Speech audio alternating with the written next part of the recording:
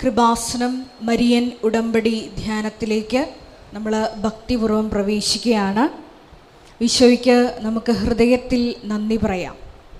ദൈവപിതാവിനാൽ ആകർഷിക്കപ്പെട്ട് പരിശുദ്ധ അമ്മ ജീവനോടെ പ്രത്യക്ഷപ്പെട്ട ഈ ആലയത്തിൽ കർത്താവിൻ്റെ ദിവസം നമ്മളെ ഒരുമിച്ച് ചേർത്ത അവിടുത്തെ സ്നേഹത്തിന് നമുക്ക് ഹൃദയത്തിൽ നന്ദി പറയാം.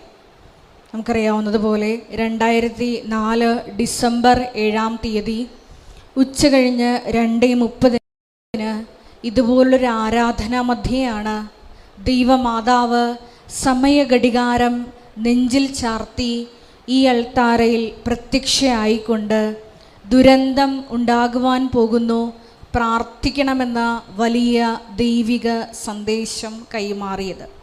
ജീവിതത്തിൻ്റെ വിവിധ ദുരന്ത മുഖങ്ങളിലൂടെ കടന്നു പോകുന്ന സമയത്താണ് നമ്മളും ഈ ആലയത്തിൽ കടന്നു വന്നുകൊണ്ട് പരിശുദ്ധ അമ്മ അന്ന് നിർദ്ദേശിച്ചതുപോലെ ഈ ദുരന്ത മുഖത്തെ അതിജീവിക്കുവാൻ മരിയൻ ഉടമ്പടി എടുത്ത് വിശ്വസ്താപൂർവം പാലിച്ച് മുന്നേറുന്നത്. ഈ ഒരു വലിയ പ്രാർത്ഥനാ പദ്ധതിയിൽ നമ്മളെ പങ്കാളികളാക്കിയ ദൈവപിതാവിൻ്റെ വലിയ സ്നേഹത്തിന് നമുക്ക് ഹൃദയത്തിൽ ഒരു നിമിഷം നന്ദി പറയാം. ഈ ധ്യാനം നയിക്കുവാൻ പോകുന്ന കൃപാസനത്തിൻ്റെ സ്ഥാപക ഡയറക്ടറായ ബഹുമാനപ്പെട്ട VP ജോസഫ് അച്ഛനെ ദൈവപിതാവിൻ്റെ കരങ്ങളിൽ സമർപ്പിച്ച് നമുക്ക് ഒരു നിമിഷം മൗനമായിട്ട് പ്രാർത്ഥിക്കാം. ഈശോയെ, ഈ ആരാധനയിലുടനീളം ഞങ്ങൾക്ക് ആവശ്യമായിട്ടുള്ള വചനങ്ങൾ നൽകണമേ എന്ന് പ്രാർത്ഥിക്കുന്നു. വചനത്തിൻ്റെ കവാടങ്ങൾ ഞങ്ങൾക്കായി തുറന്നു തരണമേ എന്ന് പ്രാർത്ഥിക്കുന്നു. ഈശോയെ, അത് കേൾക്കുമ്പോൾ അതിൽ ആന്തരികമായ വലിയ ചലനങ്ങൾ ഉണ്ടാകുവാൻ ഞങ്ങളുടെ ആന്തരിക കർണപുടങ്ങളെ അഭിഷേകം ചെയ്യണമേ എന്ന് പ്രാർത്ഥിക്കുന്നു. അവ സ്വീകരിക്കുവാൻ ഞങ്ങളുടെ ഹൃദയങ്ങളെ ഒരുക്കണമേ എന്ന് പ്രാർത്ഥിക്കുന്നു. ഒപ്പം തന്നെ ഈ ധ്യാനത്തിൻ്റെ എല്ലാ ഭൗതിക സാഹചര്യങ്ങളെയും അൾത്താരയിൽ സമർപ്പിച്ച് നമുക്കൊരു നിമിഷം മൗനമായിട്ട് പ്രാർത്ഥിക്കാം. ഈശോയെ, ഞങ്ങളും വിശുദ്ധിയിൽ ജീവിച്ചുകൊണ്ട് പരിശുദ്ധ അമ്മയുടെ പ്രത്യക്ഷീകരണത്തിന് സാക്ഷ്യം വഹിക്കുവാൻ ഈ ആരാധനയിലൂടെ ഞങ്ങളെ ഒരുക്കണമേ എന്ന് നമുക്ക് ഹൃദയത്തിൽ പ്രാർത്ഥിക്കാം.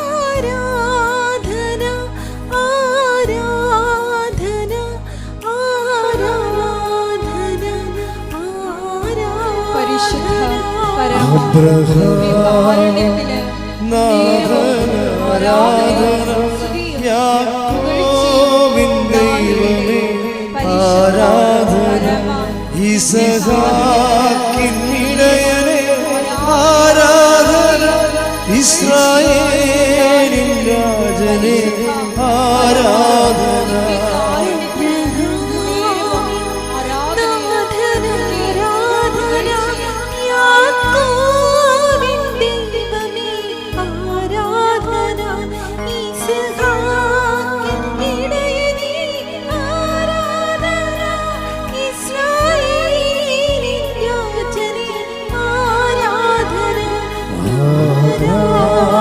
കരങ്ങൾ വീശിക്കൊണ്ട് ആരാധന ആരാധന ആരാധന ആരാധന ആരാധന ആരാധന ആരാധന. യേശുവേ നന്ദി. Hallelujah hallelujah.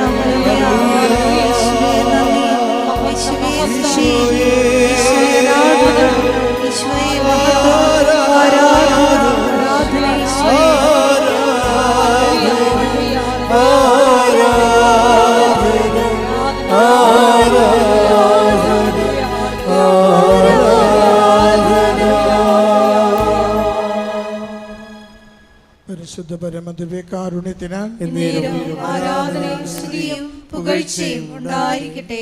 പരിശുദ്ധ പരമദിവ്യകാരുണ്യത്തിന് എന്നേരവും ആരാധനയും സ്തുതിയും പുകഴ്ചയും ഉണ്ടായിരിക്കട്ടെ. പരിശുദ്ധ പരമദിവ്യകാരുണ്യത്തിന് എന്നേരവും ആരാധനയും സ്തുതിയും പുകഴ്ചയും ഉണ്ടായിരിക്കട്ടെ.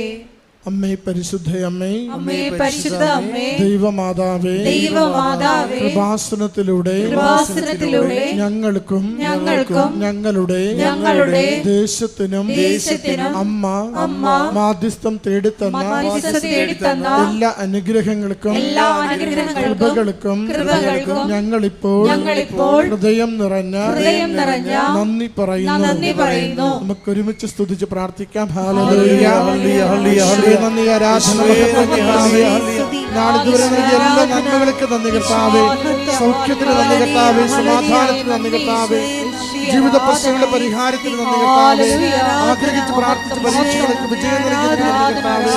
യേശുവേ സ്തുതി, ആരാധന, ആരാധന, മഹത്വം, നന്ദി കർത്താവേ, സ്തുതി, ആരാധന,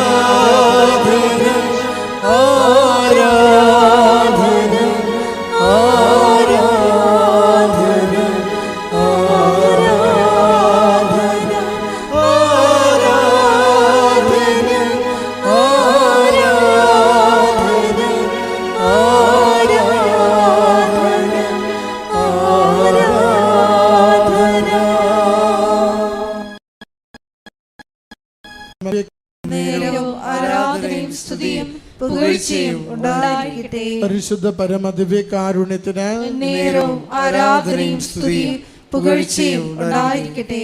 പരിശുദ്ധ പരമദിവ്യകാരുണ്യത്തിന് എന്നേരവും ആരാധനയും സ്തുതിയും പുകഴ്ചയും ഉണ്ടായിരിക്കട്ടെ. അമ്മേ പരിശുദ്ധയമ്മേ, അമ്മേ പരിശുദ്ധ ദൈവമാതാവേ, 2004 ഡിസംബർ 7-ാം തീയതി ഉച്ചകഴിഞ്ഞ് 2:30 കൃപാസനത്തിൽ സംഭവിച്ച അമ്മയുടെ പ്രത്യക്ഷപ്പെടലിനെ കുറിച്ച് തിരുസഭയ്ക്ക് സമർപ്പിച്ചിരിക്കുന്ന പഠനരേഖകളുടെ വസ്തുനിഷ്ഠവും ദൈവശാസ്ത്ര വിധിപ്രകാരമുള്ളതുമായ അന്വേഷണ പഠനങ്ങൾ നടത്തി ആ പ്രത്യക്ഷപ്പെടലിലൂടെ പ്രകടമായ ദൈവമാതാവിന്റെ പ്രത്യേക കരുതലും സംരക്ഷണവും വെളിപ്പെടുത്തുന്ന പീഡിതരുടെ ആശ്വാസവും പ്രവാചകന്മാരുടെ രാജ്ഞിയും വാഗ്ദാനത്തിന്റെ പേടകവും പ്രപഞ്ച പ്രകൃതിയുടെ മാതാവുമായ പരിശുദ്ധമ്മയുടെ ഭക്തി തിരുസഭയിൽ കൂടുതൽ പ്രചരിച്ച് ജീവിതത്തിന്റെ ദുരിത ദുരന്ത അവസ്ഥകളിൽ അകപ്പെട്ട് കഴിയുന്ന അനേകായിരം മക്കൾക്ക് ദൈവത്തിന്റെ സാന്നിധ്യവും സന്ധിപ്പും കൂടുതൽ അനുഭവിക്കുക വഴി ആത്മീയ വിശുദ്ധിയും ദൈവശക്തി കൈവരിക്കുവാൻ ഞങ്ങളുടെ കുടുംബങ്ങളെ ഇടയാക്കണമേ. ഒരുമിച്ച് സ്തുതിച്ച് പ്രാർത്ഥിക്കാം. ഹല്ലേലൂയ, യേശുവേ സ്തുതി, ആരാധന, മഹത്വം കർത്താവേ. ഈ ആരാധനയിൽ പങ്കുചേർന്ന ഓരോരുത്തരെയും അവിടുത്തെ ദിവ്യകാരുണ്യത്തിന്റെ സംരക്ഷണയാൽ അനുഗ്രഹിക്കണമേ. രോഗികൾക്ക് സൗഖ്യം നൽകണമേ. ജീവിതങ്ങളെ ക്രമപ്പെടുത്തണമേ. ഉടമ്പടിയിൽ വിശ്വസ്തതയോടെ സംരക്ഷണയിൽ എല്ലാ പ്രവസ്ഥകളും തരണം ചെയ്യുവാൻ ആത്മധൈര്യം നൽകി ഞങ്ങളെ അനുഗ്രഹിക്കണമേ. ഹല്ലേലൂയ, യേശുവേ സ്തുതി, ആരാധന, മഹത്വം കർത്താവേ. സ്തുതി കർത്താവേ, ആരാധന, ആരാധന,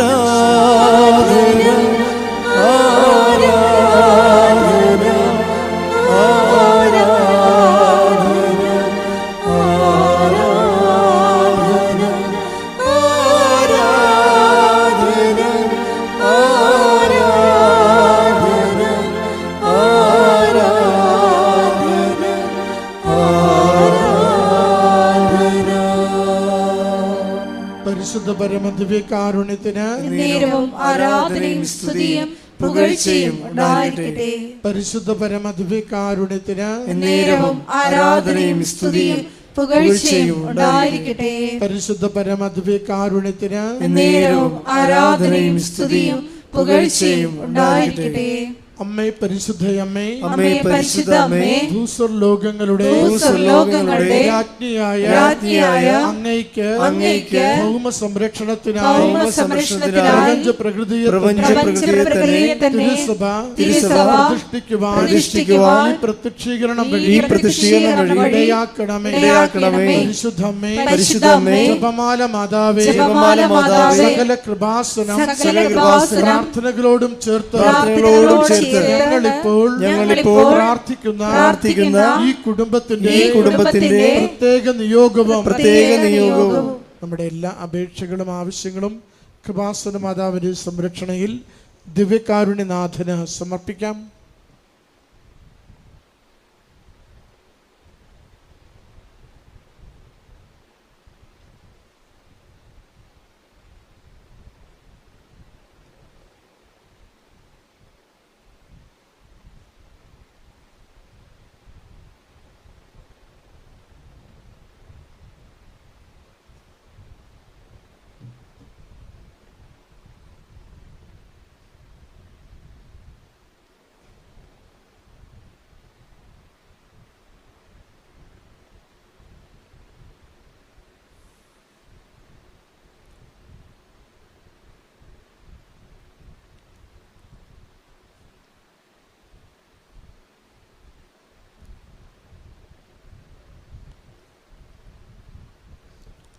അമ്മയുടെ പ്രത്യക്ഷീകരണത്തിന്റെ ഈ അനുഗ്രഹവേളയിൽ ഞങ്ങൾക്ക് സാധിച്ചു തരുവാൻ കനിയണമേ.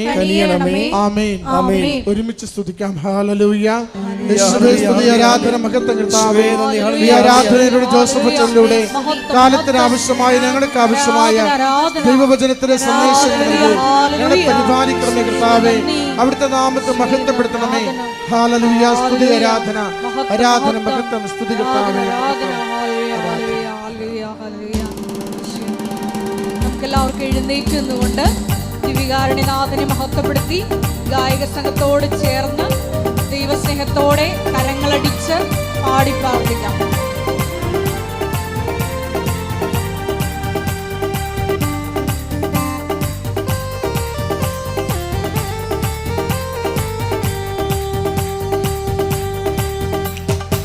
ആരാധിപ്പാൻ നമുക്ക് കാരണമുണ്ട്, കൈകൊട്ടി പാടാനേറെ കാരണമുണ്ട്.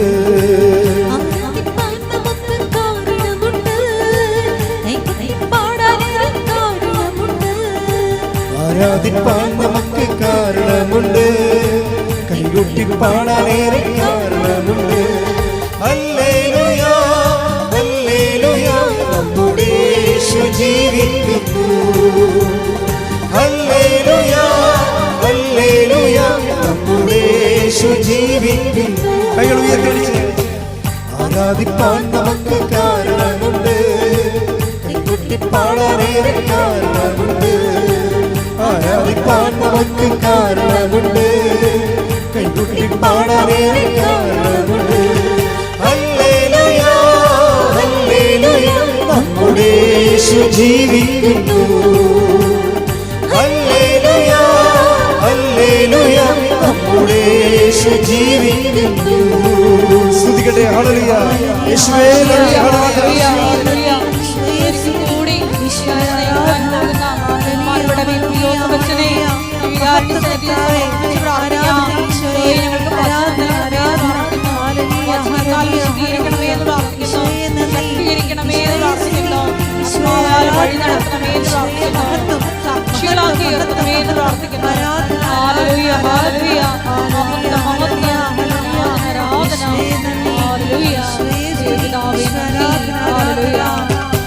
കാലുകളേറെ കുറെ വഴുതിപ്പോയി, ഒരിക്കലും ഉയരില്ല എന്നു നിലച്ചു.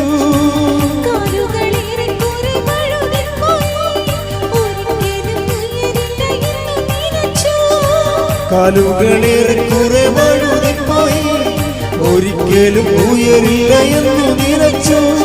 എന്റെ നിലവുകൾ ദൈവം മാറ്റി എഴുതി, പിന്നെ കാൽ വഴുതുവാൻ ഇടവന്നില്ല. എന്റെ നിലവുകൾ ദൈവം മാറ്റി എഴുതി, പിന്നെ കാൽ വഴുതുവാൻ. കൈകൾ ഉയർത്തി. ഹല്ലേലൂയ, ഹല്ലേലൂയ നമ്മുടെ യേശു ജീവിക്കുന്നു. ഉറക്കെ ഉറക്കെ ഹല്ലേലൂയ ഹല്ലേലൂയ നമ്മുടെ യേശു ജീവിക്കുന്നു. ആരാധിപ്പാൻ നമുക്ക് കാരണമുണ്ട്, കൈകൊട്ടി പാടാനേറെ കാരണമുണ്ട്. ആരാധിപ്പാൻ നമുക്ക് കാരണമുണ്ട്, കൈകൊട്ടി പാടാനേറെ കാരണം. സ്തുതിക്കട്ടെ. ഹല്ലേലൂയ ഹല്ലേലൂയ യേശുവേ നന്ദി നന്ദി ഹല്ലേലൂയ.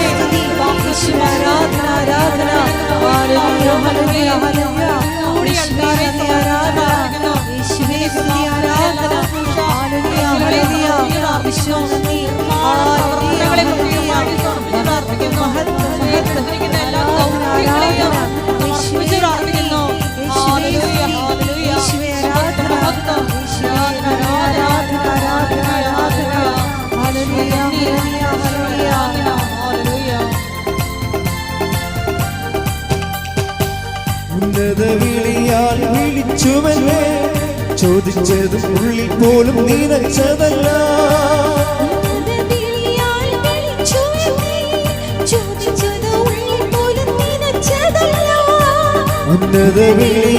വിളിച്ചുവല്ലേ, ചോദിച്ചതും ഉള്ളിൽ പോലും നിറച്ചതല്ല. ദയ തോന്നി എന്റെ മേൽ ചൊരിഞ്ഞതാണ്, ആയുസ്സെല്ലാം നിനക്കായി നൽകിയിടുന്നു ഞാൻ. ദയ തോന്നി എന്റെ മേൽ ചൊരിഞ്ഞതാണ്, ആയുസ്സെല്ലാം നിനക്കായി നൽകിയിടുന്നു. കൈകൾ ഉയർത്തി ഹല്ലേലൂയ ഹല്ലേലൂയ നമ്മുടെ യേശു ജീവിക്കുന്നു. ഉറക്കെ ഉറക്കെ ഹല്ലേലൂയ ഹല്ലേലൂയ നമ്മുടെ യേശു ജീവിക്കുന്നു. ആരാധിപ്പാൻ നമുക്ക് കാരണമുണ്ട്, കൈകൊട്ടി പാടാനേറെ കാരണമുണ്ട്. ആരാധിപ്പാൻ നമുക്ക് കാരണമുണ്ട്, കൈകൊട്ടി പാടാനേറെ കാരണം. സ്തുതിക്കട്ടെ. ഹല്ലേലൂയ ഹല്ലേലൂയ ഹല്ലേലൂയ യേശുവേ ആരാധന ആരാധന യേശുവേ നന്ദി മഹത്വം മഹത്വം മഹത്വം മഹത്വം. ഹല്ലേലൂയ ഹല്ലേലൂയ ഹല്ലേലൂയ യേശുവേ ആരാധിക്കുന്നു ആരാധിക്കുന്നു യേശുവേ ഹല്ലേലൂയ. സ്തുതിക്കട്ടെ. ഹല്ലേലൂയ ഹല്ലേലൂയ ഹല്ലേലൂയ യേശുവേ നന്ദി ഹല്ലേലൂയ ഹല്ലേലൂയ.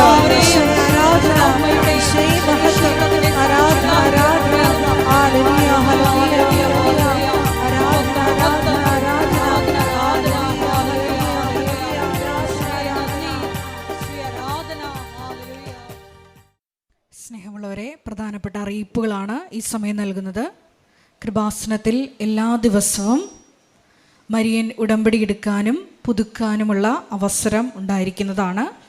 അതുപോലെ തന്നെ എല്ലാ ദിവസവും രാവിലെ 10:30 ഇംഗ്ലീഷ് മരിയൻ ഉടമ്പടി ക്ലാസ്സും ഉച്ചകഴിഞ്ഞ് 1:30 ഹിന്ദി മരിയൻ ഉടമ്പടി ക്ലാസ്സും രണ്ടാം ചൊവ്വാഴ്ചകളിൽ തമിഴ് മരിയൻ ഉടമ്പടി ക്ലാസ്സും രാവിലെ 10 മണിക്ക് ഉണ്ടായിരിക്കുന്നതാണ്. കൃപാസനത്തിൽ സമർപ്പണ ജീവിതം നയിക്കാൻ ആഗ്രഹിക്കുന്ന യുവതികൾ, +2 ഡിഗ്രി പാസ്സായ കുട്ടികൾ 82 81 29 75 11 എന്ന വാട്സപ്പ് നമ്പറിൽ ബന്ധപ്പെടുക. അതുമല്ലെങ്കിൽ apparitionmissionaries@gmail.com എന്ന ഇമെയിൽ അഡ്രസ്സിൽ കോൺടാക്റ്റ് ചെയ്യുക. കൃപാസനത്തിൽ വെഞ്ചരിച്ച നേർച്ച വസ്തുക്കൾ നമ്മുടെ കോമ്പൗണ്ടിൻ്റെ അകത്തുള്ള സ്റ്റോളിൽ മാത്രമാണ് ലഭിക്കുന്നത് എന്നുള്ള കാര്യം സ്നേഹപൂർവ്വം ഓർമ്മപ്പെടുത്തുന്നു. പ്രത്യാശയുടെ മഹാജൂബിലിയോടനുബന്ധിച്ച് നമ്മുടെ കൃപാസനം മരിയൻ പ്രത്യക്ഷീകരണ സന്നിധാനത്തെ അഭിവന്യ ആലപ്പുഴ രൂപതാധ്യക്ഷൻ പൂർണ്ണ ദണ്ഡവിമോചനം പ്രാപിക്കുവാനുള്ള തീർത്ഥാടന കേന്ദ്രങ്ങളിൽ ഒന്നായി ഉയർത്തിയിട്ടുണ്ട്. അതിനോടനുബന്ധിച്ചുള്ള കുമ്പസാര ശുശ്രൂഷ രാവിലെ 10 മണി മുതൽ വൈകുന്നേരം 4 മണി വരെ ഉണ്ടായിരിക്കുന്നതാണ്. കൃപാസനത്തിൽ വന്ന് തീർത്ഥാടക ഉടമ്പടി എടുത്തു പോയിട്ടുള്ള സഹോദരങ്ങൾക്ക് മിനിമം 3 ഗ്രൂപ്പ് മെമ്പേഴ്സ് ഉണ്ടെങ്കിൽ നിങ്ങളായിരിക്കുന്ന രാജ്യങ്ങളിലും സ്ഥലങ്ങളിലും നിങ്ങൾക്ക് അഖണ്ഡ ജപമാല ഗ്രൂപ്പുകൾ തുടങ്ങാവുന്നതാണ്. കൃപാസനത്തിൻ്റെ ഒഫീഷ്യൽ മധ്യസ്ഥ പ്രാർത്ഥനയാണ് അഖണ്ഡ ജപമാല പ്രാർത്ഥന എന്ന് പറയുന്നത്. ഒക്ടോബർ 25 നിങ്ങൾക്കറിയാവുന്നതുപോലെ അഖണ്ഡ ജപമാല റാലി കൃപാസനത്തിൽ നിന്ന് അർത്തുങ്കിലോട്ട് നടക്കുന്ന സമയത്ത് വിവിധങ്ങളായ ഈ അഖണ്ഡ ജപമാല ഗ്രൂപ്പുകളുടെ നേതൃത്വത്തിൽ ലോകത്തിൻ്റെ വിവിധ ഭാഗങ്ങളിലാണ് അന്നേ ദിവസവും റാലി നമ്മൾ സംഘടിപ്പിച്ചിട്ടുള്ളത്. അതുകൊണ്ട് തന്നെ ഇത്തരത്തിൽ അഖണ്ഡ ജപമാല ഗ്രൂപ്പുകൾ തുടങ്ങാൻ ആഗ്രഹിക്കുന്ന സഹോദരങ്ങൾ നേരിട്ട് ഓഫീസുമായിട്ട് ബന്ധപ്പെടുക. അതുമല്ലെങ്കിൽ എന്ന നമ്പറിൽ ബന്ധപ്പെടുക. കൃപാസനം പത്രം 23 ഭാഷകളിൽ ലഭ്യമാണ്. നിങ്ങൾ ആയിരിക്കുന്ന ഇടങ്ങളിൽ ഏത് ഭാഷ കൊടുത്താൽ ദൈവജനത്തിന് ഏറ്റവും പ്രയോജനകരമാകും എന്നുള്ള ഭാഷകളാണ് ഉടമ്പടി എടുക്കുന്ന സഹോദരങ്ങൾ വാങ്ങിച്ചുകൊണ്ട് പോകേണ്ടത് എന്നുള്ള കാര്യം സ്നേഹപൂർവ്വം ഓർമ്മപ്പെടുത്തുന്നു. കൃപാസനത്തിൽ വന്ന് മരിയന് ഉടമ്പടി എടുത്തിട്ട് സാക്ഷ്യം പറയാത്ത സഹോദരങ്ങൾ എത്രയും വേഗം വന്ന് സാക്ഷ്യം പറഞ്ഞ് അത് ദൈവമഹത്വ രൂപാന്തരീകരണമായും നിങ്ങളുടെ തന്നെ സാക്ഷ്യത്തിൻ്റെ സ്ഥിരീകരണവുമാക്കി മാറ്റണമെന്ന് ഓർമ്മപ്പെടുത്തുന്നു. ബഹുമാനപ്പെട്ട VP ജോസഫ് അച്ഛനെ പ്രാർത്ഥന കൗൺസിലിങ്ങിനും കൈവയ്പ് ശുശ്രൂഷയ്ക്കുമായിട്ട് കാണാൻ ആഗ്രഹിച്ച് കടന്നു വരുന്ന സഹോദരങ്ങൾ അച്ഛൻ ആ ദിവസം ഉണ്ടോ ഇല്ലയോ എന്ന് ഉറപ്പുവരുത്തുവാൻ 9447285400 എന്ന നമ്പറിൽ കോൺടാക്റ്റ് ചെയ്യുക. മരിയൻ ഉടമ്പടി എടുത്ത് പ്രാർത്ഥിക്കുന്ന എല്ലാ സഹോദരങ്ങളോടും പറഞ്ഞിട്ടുള്ള ഒരു നിബന്ധനയാണ് കൃപാസനത്തിലെ മരിയൻ ഉടമ്പടി ധ്യാനം ചൊവ്വാഴ്ചകളിൽ 11:30 മണിയോടുകൂടി നിങ്ങൾക്കത് കൃപാസനത്തിൻ്റെ ഒഫീഷ്യൽ യൂട്യൂബ് ചാനലായ FRVP ജോസഫ് കൃപാസനത്തിലൂടെയും ഒപ്പം തന്നെ ഫേസ്ബുക്ക് പേജായ FRVP ജോസഫ് കൃപാസനത്തിലൂടെയും അതുമല്ലെങ്കിൽ നിങ്ങൾക്ക് ഷക്കീന ടെലിവിഷനിലൂടെയും നിങ്ങൾക്ക് തത്സമയം പങ്കെടുത്ത് പ്രാർത്ഥിക്കാവുന്നതാണ്. നിങ്ങൾ പങ്കെടുത്ത് പ്രാർത്ഥിക്കുക മാത്രമല്ല നിങ്ങളുടെ സോഷ്യൽ മീഡിയ പ്ലാറ്റ്ഫോമുകളിലൂടെയെല്ലാം ആ ധ്യാനം ഷെയർ ചെയ്യണമെന്ന് സ്നേഹപൂർവ്വം ഓർമ്മപ്പെടുത്തുന്നു. അവർ ഡെയിലി ബ്രെഡ് പ്രാർത്ഥന ബഹുമാനപ്പെട്ട VP ജോസഫ് അച്ഛന് ദൈവപിതാവ് വെളിപ്പെടുത്തി കൊടുത്ത സമയത്ത് അച്ഛന് പ്രത്യേകമായിട്ട് ദൈവം കൊടുത്ത ഒരു നോട്ട് എന്നത് ഡോക്യുമെൻറ്റ്സ് സമർപ്പിച്ച് പ്രാർത്ഥിക്കണം എന്നുള്ളതാണ്. അതുകൊണ്ട് തന്നെ എല്ലാ ദിവസവും നമുക്കറിയാവുന്ന പോലെ രാവിലെ 5:30 മണിക്കാണ് അവർ ഡെയിലി ബ്രെഡ് പ്രാർത്ഥന. അപ്പോൾ ആ സമയത്ത് നിങ്ങൾ പോകാൻ പോകുന്ന എല്ലാ മേഖലകളിലെയും നിങ്ങൾ സമർപ്പിച്ച് പ്രാർത്ഥിക്കാൻ ആഗ്രഹിക്കുന്ന എല്ലാ ഡോക്യുമെൻസും നിങ്ങൾക്ക് പ്രത്യേകമായിട്ട് സമർപ്പിച്ച് പ്രാർത്ഥിക്കാവുന്നതാണ് എന്നുള്ള കാര്യം കൂടി സ്നേഹപൂർവ്വം ഓർമ്മപ്പെടുത്തുന്നു. പരിശുദ്ധ പരമദിവ്യകാരുണ്യത്തിന് ആരാധനയും സ്തുതിയും പുകഴ്ചയും ഉണ്ടായിരിക്കട്ടെ. പരിശുദ്ധ പരമദിവ്യകാരുണ്യത്തിന് ആരാധനയും സ്തുതിയും പുകഴ്ചയും ഉണ്ടായിരിക്കട്ടെ. പരിശുദ്ധ പരമദിവ്യകാരുണ്യത്തിന് ആരാധനയും സ്തുതിയും പുകഴ്ചയും ഉണ്ടായിരിക്കട്ടെ. ഈ ദിവസങ്ങളിലെ 2 സഹോദരങ്ങളുടെ സെയിം എക്സ്പീരിയൻസ് എൻ്റെ ശ്രദ്ധയിൽപ്പെട്ടൊരു വിഷയമാണ്. ഒന്ന് സോഫിയ ജോർജ്, അതിൻ്റെ ജോർജിൻ്റെ എക്സ്പീരിയൻസ്. രണ്ടാമത്തെ ആൻ്റണി ജോർജ്. ഇവർ രണ്ടുപേരും ഗവൺമെൻറ് ഓഫീസർമാരാണ്. ഇവർ രണ്ടുപേരും പറഞ്ഞിരിക്കുന്ന ഉടമ്പടി എടുക്കുമ്പോഴുള്ള ഒരേ എക്സ്പീരിയൻസാണ്. ഇതിക്ക് മുമ്പ് വേറെ പല ആൾക്കാരും പറഞ്ഞിട്ടുള്ളതാണ്. എൻ്റെ ആധ്യാത്മികമായ അനുഭവ യാത്രയിൽ എനിക്കും പലപ്പോഴും തോന്നിയിട്ടുള്ള സത്യമാണ്. ഇവർ രണ്ടുപേരും പറഞ്ഞിരിക്കുന്നത് നമ്മളൊരു ക്ലേശത്തിലാണ് ഏതെങ്കിലും വിഷയത്തിൽ. ചിലപ്പോൾ രോഗപീഠ, ചിലപ്പോൾ നമ്മുടെ റിസൾട്ട് നമ്മളുടെ ബയോപ്സിക്ക് നമ്മളുടെ ടെസ്റ്റിന് കൊടുത്തിരിക്കുകയായിരിക്കും നമ്മളുടെ എന്തെങ്കിലും രോഗ കാരണങ്ങൾ.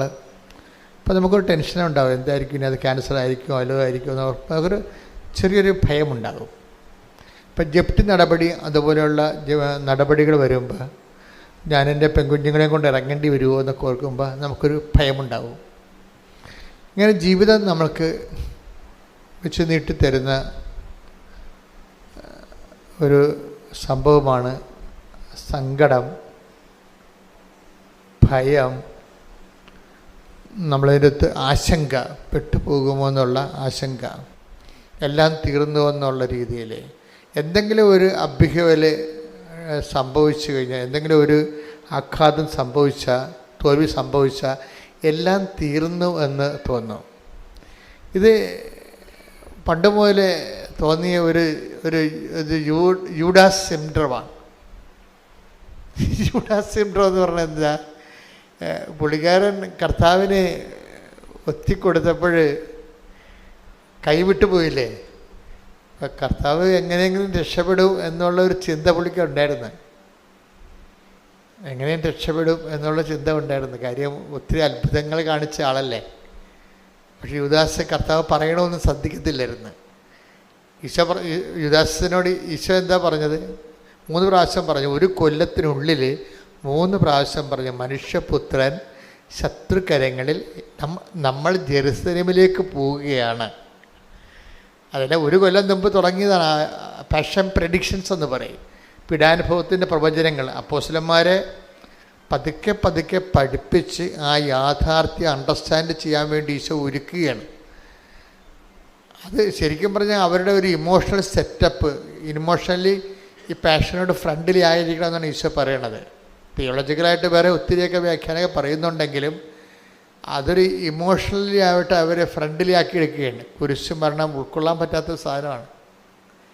അതുകൊണ്ട് ഈശോ 1 കൊല്ലം മുമ്പ് തന്നെ അതിന് സ്റ്റഡി ക്ലാസ് കൊടുക്കുമായിരുന്നു. എന്താണ്? നമ്മൾ ജെറുസലേമിലേക്ക് പോവുകയാണ്, അവിടെ വെച്ച് ചില കാര്യങ്ങളൊക്കെ സംഭവിക്കും, നിങ്ങൾ ജീവിതത്തിൽ ഒരിക്കലും കേൾക്കാത്ത കാര്യങ്ങൾ കേൾക്കും. അപ്പോൾ അതൊക്കെ പറയുമ്പോൾ പതുക്കെ പതുക്കെ അപ്പോസ്തലന്മാരെ ആ വിഷയത്തോട് വളരെ ഒരു വലിയ പൊട്ടിത്തെറി ഒഴിവാക്കാൻ വേണ്ടി ചെയ്യണ കാര്യങ്ങളാണ്. എന്താണ്? മനുഷ്യപുത്രൻ ശത്രുകരങ്ങളിൽ ഏൽപ്പിക്കപ്പെടും, അവർ അവനെ പീഡിപ്പിക്കും, അവരവനെ കുരിശിൽ കൊല്ലും. അത്രയും പറയുമ്പോൾ ബാക്കിയോ ഇവർ ശ്രദ്ധിക്കത്തില്ല. യഥാർത്ഥ കാര്യം പിന്നീട് പറയുന്നുണ്ട് ഈശോ ഏറ്റവും അവസാനം. ഈ ദൈവവചനത്തിൻ്റെ ഒരു പ്രോബ്ലം എന്ന് പറയുന്നത് ഇത് അവസാനം വരെ കേട്ടിരിക്കണം. ഇടയ്ക്ക് വെച്ച് വല്ലതും കേട്ടിട്ട് ചാടി ആത്മഹത്യ ചെയ്യരുത്. എന്താണ് കാര്യം? ഇടയ്ക്ക് വെച്ച് വല്ലതും കേട്ട് ചാടി ആത്മഹത്യ ചെയ്താണ് യൂദാസ് സിൻഡ്രോം എന്ന് പറയണത്. അയാൾ ഈ അവസാനം പറഞ്ഞ് കേട്ടിട്ടില്ല. മനുഷ്യപുത്രനെ ശത്രുക്കരങ്ങൾ ഏൽപ്പിക്കപ്പെടും, അവരെന്നെ പീഡിപ്പിക്കും, അവനെ കുരിശിൽ കൊല്ലുമെന്ന് പറഞ്ഞാൽ ഈശോ അവസാനം പറഞ്ഞു എന്താണ്? എങ്കിലും അവൻ 3-ാം ദിവസം ഉയർത്തെഴുന്നേൽക്കും. അതാണ് യൂദാസ് കേൾക്കാതെ പോയ സുവിശേഷം. ഞാനെപ്പോഴും അതിനങ്ങനെ വിളിക്കാനാണ് ആഗ്രഹിക്കുന്നത്. യൂദാസ് കേൾക്കാതെ പോയ സുവിശേഷം എന്താണ്? 3-ാം ദിവസം ഉയർത്തെഴുന്നേൽക്കും. പത്രോസ് കേട്ടു, പക്ഷേ എങ്കിലും കർത്താവ് പീഡിപ്പിക്കപ്പെടുന്നതിനെക്കുറിച്ച് ഇമോഷണലി അത് ഉൾക്കൊള്ളാൻ ഭയങ്കര പാടായിരുന്നു. പുള്ളിക്കാരന് കർത്താവിനോട് പണ്ടാര സ്നേഹമായിരുന്നു, വല്ലാത്ത സ്നേഹമായിരുന്നു. അതുകൊണ്ട് തന്നെ ഈശോയുടെ ഒരു രീതി അനുസരിച്ച് ഈശോ പറയവേ, എന്നെ സ്നേഹിക്കുന്നവനെ ഞാൻ എന്നെ തന്നെ വെളിപ്പെടുത്തുമെന്ന്. ഇപ്പം ഈ അതായത് ഈ വിഷയം എപ്പോഴും നമ്മൾ ദൈവമായിട്ടുള്ള യാത്രയിൽ നമ്മൾ തുടങ്ങേണ്ടതും തുടരേണ്ടതുമായിട്ടുള്ള കാര്യം ദൈവസ്നേഹമാണ്. അതിപ്പോൾ ഇപ്പം നമുക്ക് പനി വരാം, രോഗം വരാം, ചിലപ്പോൾ ഗുരുതരമായ രോഗം വരാം. ഇതൊക്കെ നമ്മൾ ദൈവത്തിൻ്റെ ശക്തി കൂടുതൽ അറിയാനും ദൈവത്തിൻ്റെ സ്നേഹം കൂടുതൽ അറിയാനും വേണ്ടിയുള്ള ദൈവത്തിൻ്റെ ഒരു പരിപാലനയാണ്. പക്ഷെ നമുക്ക് ധൃതിയായത് കൊണ്ട്, നമുക്ക് അത്രയും കഴിവില്ലാത്തത് കൊണ്ട് നമ്മൾ ഉടനെ ചാടി എന്തെങ്കിലുമൊക്കെ പ്രവർത്തിച്ച് കളയും. ആത്മഹത്യ ചെയ്തില്ലെങ്കിൽ പോലും ചെറിയ ആൾക്കാരെ പ്രാർത്ഥിക്കാണ്ടിരിക്കും ഇല്ലേ? ആത്മഹത്യ ചെയ്തില്ല, പക്ഷേ എന്തെങ്കിലും സംഭവിച്ചാൽ നമ്മൾ എന്ത് ചെയ്യും? ആധ്യാത്മികമായിട്ട് ആത്മഹത്യ ചെയ്യും. ശാരീരികമായിട്ട് കെട്ടിത്തൂങ്ങി യൂദാസിനെ പോലെ ചാകത്തില്ലെങ്കിലും നമ്മളും ചാകും. ആധ്യാത്മികമായിട്ട് ആത്മഹത്യ ചെയ്യും. അതെന്താണ്? Spiritual suicide. അത് നമ്മളെല്ലാവരും ചെയ്യേണ്ട ഒരു സാധനമാണ്. സ്പിരിച്വൽ സൂയിസൈഡ് എന്താണ്? എന്തെങ്കിലും സംഭവിച്ചു കഴിഞ്ഞാൽ അന്നത്തെ സന്ധ്യപ്രാർത്ഥന മുടക്കും. അതാണ് ഇല്ലേ? ഉറപ്പല്ലേ? എന്തെങ്കിലും നമുക്ക് പറ്റാത്ത വിഷമം സംഭവിച്ചു കഴിഞ്ഞാൽ നമ്മളുടനെ കുർബാന മുടക്കും. അതാണ് സ്പിരിച്വൽ സൂയിസൈഡ് എന്ന് പറയണത്. അതും ഫിസിക്കൽ സൂയിസൈഡും തമ്മിൽ വലിയ വ്യത്യാസമൊന്നും ഇല്ല. ഇത്തിരി മറ്റത് സ്പിരിച്വൽ സൂയിസൈഡിന് ഇനിയും തിരിച്ചു വരാനൊക്കെ പറ്റും, ഫിസിക്കൽ സൂയിസൈഡിന് തിരിച്ചു വരാൻ പറ്റത്തില്ല. അപ്പോൾ ഈ രണ്ടും സംഭവിക്കാൻ സാധ്യതയുണ്ടെന്നറിയാം ശിഷ്യന്മാർക്ക്. ഒന്നെങ്കിൽ ഈ ജെറുസലേമിൽ സംഭവിക്കാൻ പോകുന്ന വിഷയങ്ങൾ അവർ ഓൾ ഓൺ എ സഡൻ കേട്ട് കഴിഞ്ഞാൽ രണ്ട് കാര്യം സംഭവിക്കും. ഒന്നെങ്കിൽ സ്പിരിച്വൽ സൂയിസൈഡ് സംഭവിക്കും. അത് പത്രോസിന് അങ്ങനെ സംഭവിച്ചു. കാര്യം കർത്താവ് പത്രോസോട് പറഞ്ഞായിരുന്നു, നിനക്ക് സ്പിരിച്വൽ സൂയിസൈഡ് സംഭവിക്കും, മറ്റവന് ഫിസിക്കൽ സൂയിസൈഡാണ് സംഭവിക്കുന്നത്. അവൻ തട്ടിത്തൂക്കി മരിക്കും. കാര്യം അവൻ ഉയർത്തെഴുന്നേൽപ്പിനെ കുറിച്ച് കേട്ടില്ല. അതുകൊണ്ടാണ്. ഉയർത്തെഴുന്നേൽപ്പിനെക്കുറിച്ച് കേട്ടില്ലെങ്കിൽ കുഴപ്പമാണ്. ക്രിസ്തുവിനെക്കുറിച്ച് എല്ലാം കേട്ട് അണ്ണന്മാരുടെ കൊണ്ട് കുഴപ്പം അതാണല്ല, ക്രിസ്തു സാമൂഹ്യ പരിഷ്കർത്താവാണ് എന്നൊക്കെ പറയുന്നില്ല. അതൊക്കെ വിവരക്കേട്, ബോധമില്ലാത്തവന് പുറമെ അകലെ നിന്നുകൊണ്ട് ക്രിസ്തുവിനെ മനസ്സിലാക്കാൻ ഉള്ള ഒരു വൃദ്ധാശ്രമങ്ങളാണ്. ക്രിസ്തു സാമൂഹ്യ പരിഷ്കർത്താവായിട്ട് മന്നത്ത് പതിപ്പനുമാനെ പോലെ വന്ന ആളല്ല, ശ്രീനാരായണ ഗുരുവിനെ പോലെ വന്ന ആളല്ല. അവനിതിനെ വിഷയത്തെക്കുറിച്ചൊക്കെ വ്യക്തതയുണ്ട്. ആ 142 സങ്കീർത്തനം വായിച്ചേ. 142 സങ്കീർത്തനം 4-ാം തിരുവചനം. വലതുവശത്തേക്ക് നോക്കി ഞാൻ കാത്തിരിക്കുന്നു. വലതുവശത്തേക്ക് നോക്കി ഞാൻ കാത്തിരിക്കുന്നു. എന്നാൽ ആരും എന്നെ ശ്രദ്ധിക്കുന്നില്ല. ഒരു രക്ഷാകേന്ദ്രവും എനിക്ക് അവശേഷിക്കുന്നില്ല. ആരും എന്നെ പരിഗണിക്കുന്നുമില്ല. അപ്പൊ ഇതിനാണ് ഈ ഓടി ഒളിക്കാൻ ഇടയില്ലെന്ന് പറയണത്. ഇട ഉണ്ടെങ്കിൽ ഓടി ഒളിക്കുമെന്നുള്ള തെറ്റിദ്ധാരണ എൻ്റെ അടുത്ത് വരും. അങ്ങനെയല്ല, ഈശോ വ്യക്തമായ രീതിയിൽ പറഞ്ഞിട്ടുണ്ട്. എന്തിനാണ്? ഈ നിമിഷത്തിന് വേണ്ടിയാണ് ഞാൻ ഇതിലേക്ക് വന്നത്. 12:27 വായിച്ച്, യോഹന്നാൻ 12:27 വായിച്ച് ശ്രുതികട്ടെ. Hallelujah, hallelujah, hallelujah, hallelujah. യേശുവേ നന്ദി. Hallelujah, hallelujah. യോഹന്നാൻ 12:27. യോഹന്നാൻ 12:27. പിതാവേ, ഈ മണിക്കൂറിൽ നിന്ന് എന്നെ രക്ഷിക്കണമേ. അല്ല, ഇതിനു വേണ്ടിയാണല്ലോ ഈ മണിക്കൂറിലേക്ക് ഞാൻ വന്നത്. അപ്പം മരണത്തെ കർത്താവ് മനുഷ്യന്റെ പാപത്തിന് വേണ്ടിയുള്ള പരിഹാര ബലിയെ ഒഴിവാക്കാൻ പറ്റത്തില്ല. അതാണ് 12:27 പറയുന്നത്. ഓടിയൊടിക്കാനൊന്നും പറ്റത്തില്ല. ഇടവില്ലെന്ന് പറഞ്ഞിട്ട് കാര്യമില്ല. ഇട ഉണ്ടായാലും ഓടിയൊടിക്കാൻ പറ്റത്തില്ല. എന്താ കാര്യം? ഈ മണിക്കൂറിന് വേണ്ടിയാണല്ലോ ഞാൻ. ഒന്നൊരു വായിച്ചേ. ശ്രുതികട്ടെ. Hallelujah, hallelujah. ഇതിനു വേണ്ടിയാണല്ലോ ഈ മണിക്കൂറിലേക്ക് ഞാൻ വന്നത്. പിതാവേ, അതിൻ്റെ അർത്ഥം ബാക്കി എന്താണെന്ന് അറിയാം. പിതാവേ, അങ്ങേ പുത്രനെ മഹത്വപ്പെടുത്തണമേ. അപ്പോൾ അവിടെ സ്വർഗത്തിൽ നിന്ന് സ്വരവുണ്ടായി, ഇതാ ഞാൻ മഹത്വപ്പെടുത്തുന്നു, ഇനിയും മഹത്വപ്പെടുത്തും.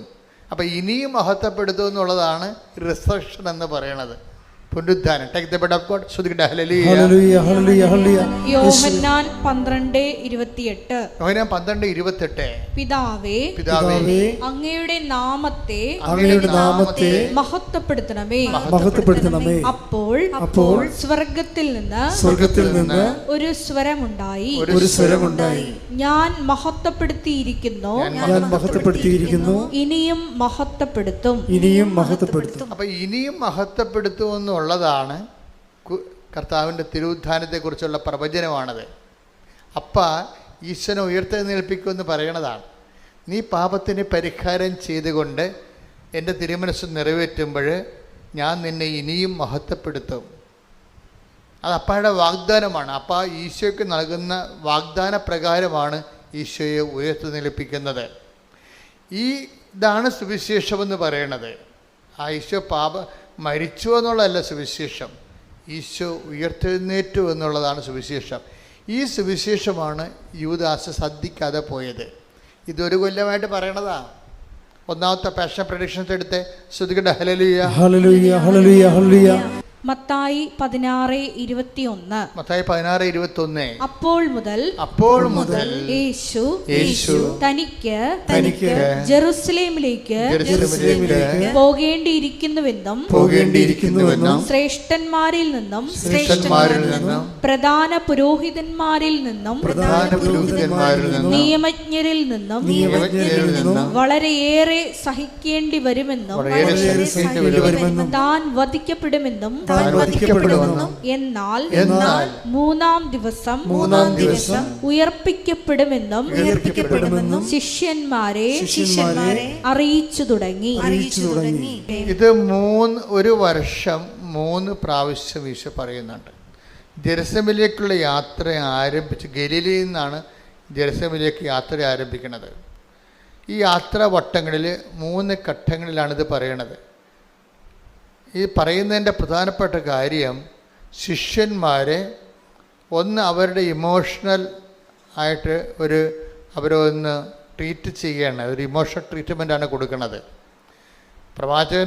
പ്രവചനങ്ങളാണ് നിറവേറുന്നത്. അതിൻ്റെതായിട്ടുള്ള തിയോളജിക്കൽ ഇംപ്ലിക്കേഷൻസൊക്കെ ഉണ്ടെങ്കിലും പർട്ടിക്കുലറായിട്ട് അവിടെ സംഭവിക്കുന്നത് ഇവർക്കൊരു ഇമോഷണൽ ട്രീറ്റ്മെൻറ്റ് കൊടുക്കുകയാണ്. നിങ്ങളിതിനെ ഉൾക്കൊള്ളാൻ തയ്യാറാകണം. ഇപ്പോൾ കൗൺസിലിംഗ് കൊടുക്കത്തില്ലേ ഡോക്ടർമാർ? ഓപ്പറേഷന് മുമ്പ് എല്ലാ ഓപ്പറേഷന് മുമ്പ് രോഗിക്ക് കൗൺസിലിംഗ് കൊടുക്കും അല്ലേ? അതായത് ഇപ്പം ഒരു മരുന്ന് ഇഞ്ചെക്റ്റ് ചെയ്യാൻ പോണ മുമ്പ് തന്നെ അതിൻ്റെ സൈഡ് ഇപ്പം കീമോയ്ക്ക് മുമ്പ് ഒരു കൗൺസിലിംഗ് കൊടുക്കും. എന്താണ്? മുടിയൊക്കെ പോകും, പിന്നെ കുറച്ച് കഴിയുമ്പോൾ വരും എന്നൊക്കെ അവർ പറയും. അത് കൗൺസിലിംഗ് ആണത്. മുടിയൊക്കെ പോകും, പിന്നെ കുറച്ച് കഴിയുമ്പോൾ വരും. ഞാനങ്ങനെ ഒരു സാക്ഷ്യം കേട്ടായിരുന്നു. പക്ഷെ അങ്ങനെ കൊടുത്തെങ്കിലും അപ്പോൾ അദ്ദേഹം പറയണത് അങ്ങനെ എന്നോട് പറഞ്ഞെങ്കിലും ആൻ്റണി ജോർജ് പറയണത് എനിക്ക് ഉദരത്തിൽ ക്യാൻസറാണ്. ബയോപ്സിക്ക് വന്നപ്പോൾ അത് ക്യാൻസറാണെന്ന് മനസ്സിലാക്കി. ക്യാൻസർ 3ാം സ്റ്റേജിലാണ്. അപ്പോൾ ഡോക്ടർ വിളിച്ച് എനിക്ക് കൗൺസിലിംഗ് തന്നു. എന്താണ്? കീമോ എടുക്കാൻ പോവുകയാണ്, ഇത് 3ാം സ്റ്റേജാണ്, എനിക്ക് വേറെ ഓപ്ഷൻസ് ഇല്ല, മുടിയെല്ലാം പോകും, പിന്നെ തിരിച്ചു വരുമെന്ന് പറഞ്ഞു. തിരിച്ചു വരും. അപ്പോൾ അതൊരു കൗൺസിലിംഗ് ആണ്. എന്ന് വെച്ച് കഴിഞ്ഞാൽ ഇമോഷണലായിട്ട് ഇയാൾ ഇതിനോട് ഒരു അക്സെപ്റ്റബിളായിട്ട് മാറണം. ട്രീറ്റ്മെൻറ്റാണ് ശരിക്കും. ഇതുപോലെ പാഷൻ പ്രിഡിക്ഷൻസ് എന്ന് പറയുന്ന പീഡാനുഭവ പ്രവചനങ്ങൾ നമ്മൾ ജെറുസലേമിലേക്ക് പോവുകയാണ്. അവിടെ വെച്ച് മനുഷ്യപുത്രൻ സത്യകേങ്ങ ഏൽപ്പിക്കപ്പെടും, അവനെ വധിക്കും, എന്നാൽ 3ാം ദിവസം ഉയർത്തെഴുന്നേൽക്കും. അപ്പോൾ ആ ഉയർത്തെഴുന്നേൽപ്പിൻ്റെ സുവിശേഷം യൂദാസ് കേട്ടോ ഇല്ലെന്നല്ല, അയാളത് വിശ്വസിച്ചില്ല. അതാണ് പ്രശ്നം. അയാൾ കെട്ടിത്തൂങ്ങാനുണ്ടായിരുന്ന കാരണം എന്താ? യൂദാസ് കെട്ടിത്തൂങ്ങാനുണ്ടായ കാരണം എന്താ? അങ്ങനെ ഒന്ന്, കർത്താവിൻ്റെ തിരുവുദ്ധാനത്തിൽ അയാൾ വിശ്വസിച്ചില്ല. അതാണ് പ്രശ്നം. വിശ്വസിച്ചിരുന്നെങ്കിൽ, വിശ്വസിച്ച ഒരാളുണ്ട്. ആരാണ്? പത്രോസിനോട് ചോദിച്ചായിരുന്നു, നീ എൻ്റെ പുനരുദ്ധാനത്തിൽ വിശ്വസിക്കുന്നുണ്ടോ എന്ന് ചോദിച്ചായിരുന്നു. കർത്താവ് ഡയറക്റ്റ് ചോദിച്ചായിരുന്നു. വിശ്വസിക്കാത്ത ചിലരിവിടെ ഉണ്ടെന്ന് ഈശോ പറയുന്നുണ്ട്. വിശ്വസിക്കാത്ത ചിലരിവിടെ ഉണ്ടെന്ന് പറയണപ്പോൾ ശിഷ്യന്മാരെ ഈശോ മനസ്സിലാക്കിയത് പുനരുത്ഥാനത്തിൽ വിശ്വസിക്കാത്തവരും വിശ്വസിക്കുന്നവരുമായിട്ടാണ് മനസ്സിലാക്കിയത്. അതുകൊണ്ട് തന്നെ വിശ്വസിക്കാത്ത ചിലരിവിടെയുണ്ട്. Take the word of God. ശ്രദ്ധിക്കട്ടെ. Hallelujah, hallelujah, hallelujah, hallelujah, hallelujah. Yohannan 6:64. Yohannan 6:64. എന്നാൽ വിശ്വസിക്കാത്തവരായി നിങ്ങളിൽ ചിലരുണ്ട്. അവർ ആരെന്നും തന്നെ ഒറ്റിക്കൊടുക്കാനിരിക്കുന്നവൻ ആരെന്നും ആദ്യം മുതലേ അവൻ അറിഞ്ഞിരുന്നു. അപ്പം ആദ്യം മുതലേ തന്നെ ഈശോയ്ക്ക് അറിയാവുന്നതുകൊണ്ടാണ് ആദ്യം മുതലേ പീഡാനുഭവ പ്രവചനങ്ങൾ കൊടുക്കുന്നത്. പീഡാനുഭവ പ്രവചനങ്ങളുടെ ഉദ്ദേശം എന്താണ്? പുനരുത്ഥാനത്തെക്കുറിച്ച്, പീഡാനുഭവത്തെക്കുറിച്ച് നമ്മൾ ഈ പീഡാനുഭവ പ്രവചനം എന്നാണ് ഇതിനെ വിളിക്കുന്നത്. ശരിക്കും പറഞ്ഞാൽ അതൊരു നോൺസെൻസ് വിളിയാണ്. കാര്യം തിരുവുദ്ധാന പ്രവചനമാണത്. തിരുവുദ്ധാന പ്രവചനമാണ്. മനുഷ്യപുത്രൻ അതിൻ്റെ മെയിൻ പോയിൻ്റ്, കോർ പോയിൻ്റ് എന്താണ്? ആ 3ാം ദിവസം ഉയർത്തെഴുന്നേൽക്കുമെന്നുള്ളതാണ് കോർ പോയിൻ്റ് അതിൻ്റെ. പക്ഷേ അതിന് അല്ല നമ്മളപ്പോൾ എഴുതി വെച്ചിരിക്കണ പോലും പീഡാനുഭവ പ്രവചനം എന്ന് എഴുതി വെച്ചിരിക്കുന്നത്. പക്ഷേ അതിനല്ല, അങ്ങനെയല്ല, അതിനെ പോസിറ്റീവായിട്ടാണ് നമ്മൾ അപ്രോച്ച് ചെയ്യേണ്ടത്. എന്താണ്? 3-ാം ദിവസം ഉയർത്തെഴുന്നേൽക്കും. പക്ഷേ അതിന് ഹൈലൈറ്റ് കിട്ടിയില്ല. എന്താ കാര്യം? അതിൽ വിശ്വസിച്ചില്ല. ആര്? യൂദാസ് വിശ്വസിച്ചില്ല. യൂദാസ് കർത്താവിൻ്റെ തിരുവുദ്ധാനത്തെ വിശ്വസിച്ചില്ല. അയാൾ കേട്ടായിരുന്നു അത്, പക്ഷെ അയാൾ വിശ്വസിച്ചില്ല. അപ്പം അതുകൊണ്ടാണ് ഈശോ ഇപ്പം പറഞ്ഞിരിക്കണത്. എന്താ പറഞ്ഞത്? വിശ്വസിക്കാത്തവർ, ഒന്നൊരു വായിച്ചേ. എന്നാൽ വിശ്വസിക്കാത്തവരായി നിങ്ങളിൽ ചിലരുണ്ട്. അവർ ആരെന്നും തന്നെ ഒറ്റിക്കൊടുക്കാനിരിക്കുന്നവൻ ആരെന്നും ആദ്യം മുതലേ അവൻ അറിഞ്ഞിരുന്നു. ഇതെല്ലാം അറിഞ്ഞു തന്നെയാണ് ഇതിന് ഇയാളെ കൂടെ നിർത്തണത്. കാര്യം ഇതെല്ലാം പിതാവിൻ്റെ പദ്ധതിയുടെ ഭാഗമായിട്ടാണ് യൂദാസൊക്കെ വരണത്. ഇപ്പം നമ്മുടെ ജീവിതത്തിലൊക്കെ ഒറ്റിക്കൊടുക്കലും തള്ളിപ്പറച്ചിലൊക്കെ ഉണ്ടാവുമെങ്കിൽ ഓർക്കുക, അത് നമ്മുടെ ആധ്യാത്മിക രൂപീകരണത്തിൻ്റെ അനിവാര്യമായ ഘടകമാണത്. അല്ല, അതിൻ്റെ പേരിൽ നിങ്ങൾ ഡൈവേഴ്സ് ചെയ്തിട്ട് കാര്യമില്ല. ആധ്യാത്മിക ജീവിതത്തിന് അനിവാര്യമായ ചില ഘടകങ്ങളുണ്ടാവും. ചിലപ്പോൾ സംശയരോഗിയായ ഭർത്താവായിരിക്കും. അനിവാര്യമായ ഘടകമാണ്. ആധ്യാത്മിക ജീവിതത്തിന് അനിവാര്യമായ ഘടകമാണ്. അപ്പം നമ്മൾ ട്രീറ്റ് ചെയ്യണത് അയാളുടെ സംശയരോഗം മാറാൻ വേണ്ടി അയാൾക്കൊണ്ട് കമ്പിൾസ് കൊടുക്കും, അയാളെ കൊണ്ട് ആശുപത്രിയിലിടും, അല്ലെങ്കിൽ നിവർത്തിയില്ലെങ്കിൽ അയാൾ ഇട്ടച്ചും പോയി വേറെ കെട്ടും. അപ്പോൾ ഭൂമിയിൽ മാത്രം ജീവിച്ചാൽ മതിയെങ്കിൽ ഇങ്ങനെയുള്ള അഭ്യാസം കാണിക്കാം, അത് കുഴപ്പമൊന്നുമില്ല. ഭൂമി മാത്രം ജീവിച്ചാൽ മതിയല്ല. പക്ഷേ എന്നിൽ വിശ്വസിക്കുന്നവൻ മരിച്ചാലും ജീവിക്കും. Take the word of God. ശ്രുതിക്കട്ടെ ഹല്ലേലൂയ. യോഹന്നാൻ 11:25. യോഹന്നാൻ 11:25. യേശു അവളോട് പറഞ്ഞു. അതായത് അവളെന്ന് പറയണ അവിടെ ഇവരാണ്, ലാസറിന്റെ പെങ്ങളെ മാർത്തായാണ്. യേശു മാർത്തായോട് പറഞ്ഞു, ഞാനാണ് പുനരുത്ഥാനവും ജീവനും. I am the life and resurrection. ലോകത്തിൽ ആരും പറഞ്ഞിട്ടില്ലേ? സമർത്ഥനായ Caesar, Solomon, Socrates, Pliny, Plato, അങ്ങനെ എന്തുമാത്രം മതസ്ഥാപകർ ഈ ലോകത്തുണ്ട്. ആരും മനുഷ്യരാശിയോട് പറഞ്ഞില്ല I am the life, I am the resurrection എന്ന്. അത് ക്രിസ്തു മാത്രമേ പറഞ്ഞിട്ടുള്ളൂ. അതുകൊണ്ടാണ് ഈ വിശ്വാസം ഇങ്ങനെ നിലനിന്നും കാലത്തെ അതിജീവിച്ച് പോണത്. ആരും പറയാത്ത കാര്യങ്ങളാവും പറഞ്ഞു. കാര്യം അത് പറയാനുള്ള കഴിവും കപ്പാസിറ്റിയും ദൈവത്തിനടുത്ത ഒരു കപ്പാസിറ്റിയാണത് എന്ന് പറഞ്ഞ് എന്നിൽ വിശ്വസിക്കുന്നവൻ നിങ്ങളേറ്റ് പറഞ്ഞ് എന്നിൽ വിശ്വസിക്കുന്നവൻ മരിച്ചാലും ജീവിക്കും. അപ്പം മരണത്തിന് ശേഷമുള്ളൊരു ജീവിതത്തെക്കുറിച്ച് ആലോചന ഉള്ളത് കൊണ്ടാണ് ആധ്യാത്മിക ജീവിതത്തിലെ അനിവാര്യ ഘടകങ്ങളെ നമ്മൾ അക്സെപ്റ്റ് ചെയ്യണത്. പിടിയിട്ടില്ലേ? ആധ്യാത്മിക ജീവിതത്തിൽ അനിവാര്യ ഘടകങ്ങളുണ്ടാകും. ഇപ്പം നീ എത്ര നല്ല തങ്കപ്പെട്ട ദൈവ പൈതലാണെങ്കിലും നിൻ്റെ മകൻ ചിലപ്പോൾ ലഹരി പദാർത്ഥം അടിപ്പെട്ടു പോകും. അപ്പോൾ ചിലപ്പോൾ നീ എത്ര നല്ല സന്മാതൃക കാണിച്ചാലും ആ സന്മാതൃക ഒന്നും ഉൾക്കൊള്ളണമെന്ന് നിർബന്ധമില്ല. ഉണ്ടോ? അപ്പം നീ തന്നെ ഓർക്ക്, ദൈവമേ ഞാനെന്ത് ദൈവത്തിൻ്റെ മുമ്പിൽ എന്ത് ദൈവഭയത്തോട് ജീവിക്കണമാണ്. അപ്പോൾ അമ്മ തന്നെ മകനോട് ചോദിക്കണം, നീ എൻ്റെ വയറ്റിൽ തന്നെ ജനിച്ചതാണാ എന്ന് ചോദിക്കും. എന്താണ് അവരങ്ങനെ ഇവൻ പറയണ പോലെ ചിന്തിക്കണ പോലെ ഒന്നും നമ്മൾ ചിന്തിച്ചിട്ട് കൂടിയില്ല. ഇവന് ഒരു ദൈവഭയവുമില്ല. അതുകൊണ്ടങ്ങനെ ഈ ദൈവഭയമില്ലാത്തൊരു മകൻ നമുക്കുണ്ടെങ്കിൽ തന്നെ ആധ്യാത്മികതയുടെ അനിവാര്യ ഘടകങ്ങളാണത്. അത് ദൈവം അനുവദിക്കുന്നിടത്തോളം കാലം അതവിടെ തുടരാൻ വേണ്ടി നിങ്ങൾക്ക് ദൈവതിരുസന്നിധിയിൽ ദൈവഹിതം പോലെ അക്സെപ്റ്റ് ചെയ്യും നമ്മൾ. അപ്പം നിങ്ങളോർക്ക് ഇതൊക്കെ ശരിയാകുമോ? ഇപ്പം ഞാനെന്ത് സംഭവിച്ചു? ഞാനിപ്പോൾ നിങ്ങളോട് ആദ്യമേ പറഞ്ഞത് എന്താണ്? ഈ രണ്ട് സാക്ഷികളിലെ ആൻ്റണി ജോർജും അതുപോലെ തന്നെ സോഫിയ ജോർജും.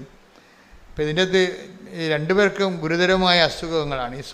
ഈ സോഫിയയുടെ ജോർജിനും അതുപോലെ ആൻ്റണി ജോർജിനും ഒക്കെ ഗുരുതരമായ അസുഖങ്ങളാണ്. ഒരാളിന് ഡെങ്കു ഫീവറും ഭയങ്കര ഡെലീറിയമായിട്ട് പോയിട്ട് മരണത്തിലേക്ക് നോക്കുന്ന ആളാണ്. അപ്പോൾ ഈ രണ്ട് കക്ഷികളും ഇവിടെ സാക്ഷ്യപ്പെടുത്തിയിരിക്കുന്നത് ഉടമ്പടി കാലത്ത് അവർ പറഞ്ഞു ബൈ നേച്ചർ. അവർ പറയണത് രണ്ടുപേരും 2 ദിവസം പറഞ്ഞതാണ്, സാക്ഷ്യങ്ങളാണ്. ഞാനിപ്പോൾ ഒന്നായിട്ട് പറയണതാണ്. ബൈ നേച്ചർ ഞാൻ നിസ്സാര കാര്യങ്ങളിൽ പോലും വല്ലാത്ത സങ്കടം കാണിക്കുന്ന ആളാണ്, സംഘർഷം കാണിക്കുന്ന ആളാണ്. നിസ്സാര കാര്യങ്ങളെ ഉണ്ടാകത്തുള്ളൂ, ഞാൻ പെട്ടെന്ന് ടെൻഷനാവും. പെട്ടെന്ന് ഭീതിയാവും എനിക്ക്, ഭക്ഷണം കഴിക്കാൻ തോന്നത്തില്ല, ആരോടും മിണ്ടത്തില്ല. അങ്ങനെ ഈ രണ്ട് കക്ഷികളും പറഞ്ഞ ഇതാണ്. പക്ഷെ ഉടമ്പടി എടുത്തു കഴിഞ്ഞപ്പോൾ ഇവർ രണ്ടുപേർക്കും മരണകരമായ രോഗമാണ് പെട്ടിരിക്കുന്നത്. പക്ഷെ ഉടമ്പടി എടുത്ത് ഉടമ്പടി പ്രൊസീജിയറിലോട്ട് പോയി കഴിയുമ്പോൾ ഇവർക്ക് ആന്തരികമായൊരു അഭിഷേകം കിട്ടും. എന്താണ്? ഇപ്പോഴും ഞാൻ പുല്ലിൻ്റെ പുറത്തുകൂടി, ഇപ്പം ജോർജൊക്കെ പറയുന്നത്, ഇപ്പം ഞാൻ പുല്ലിൻ്റെ പുറത്തുകൂടി നടക്കണ പോലെ ഞാനങ്ങനെ ഫീൽ ഫ്രീ ആണെന്ന്. ഇതിനെല്ലാം പുള്ളി പറയുവേ, എൻ്റെ പഴയ പ്രശ്നത്തിന് മാറ്റമൊന്നും ഇല്ല, ആ പ്രശ്നം അതുപോലെ തന്നെ ഉണ്ട്, പക്ഷേ I don't feel it now. പ്രശ്നങ്ങളങ്ങനെ ഉണ്ട്, അതുപോലെ നിൽക്കുന്നുണ്ടെങ്കിലും എനിക്കിപ്പോൾ അത് ഫീൽ ചെയ്യുന്നില്ല. ഇതിനാണ് ആന്തരിക അഭിഷേകം എന്ന് പറയുന്നത്. അത് ഭയങ്കരമാണ് ശരിക്കും പറഞ്ഞാൽ. ക്രിസ്തീയമായിട്ടുള്ള എല്ലാ അനുഗ്രഹങ്ങളുടെയും ഒരു അടിസ്ഥാന ഘടകം അഭിഷേകമെന്ന് പറയും. അതായത് ദൈവ സ്നേഹം നമ്മളിൽ നിറഞ്ഞു കഴിയുമ്പോൾ നമ്മൾ സത്യസന്ധമായിട്ടാണ് ഇത് ഫോളോ ചെയ്യണമെന്ന് ദൈവത്തിന് മനസ്സിലായി കഴിഞ്ഞാൽ നമ്മുടെ ആന്തരിക ഇമോഷണലായിട്ടുള്ള ആന്തരിക വൈകാരികമായ മേഖലകളെ ദൈവം അഭിഷേകം ചെയ്യും. നമുക്കത് ഫീൽ ചെയ്യത്തില്ല. നമ്മൾ പോകുന്നത് വളരെ മോശം കണ്ടീഷനിലൂടെയാണെങ്കിലും നമ്മൾക്ക് അത് ഫീൽ ചെയ്യത്തില്ല.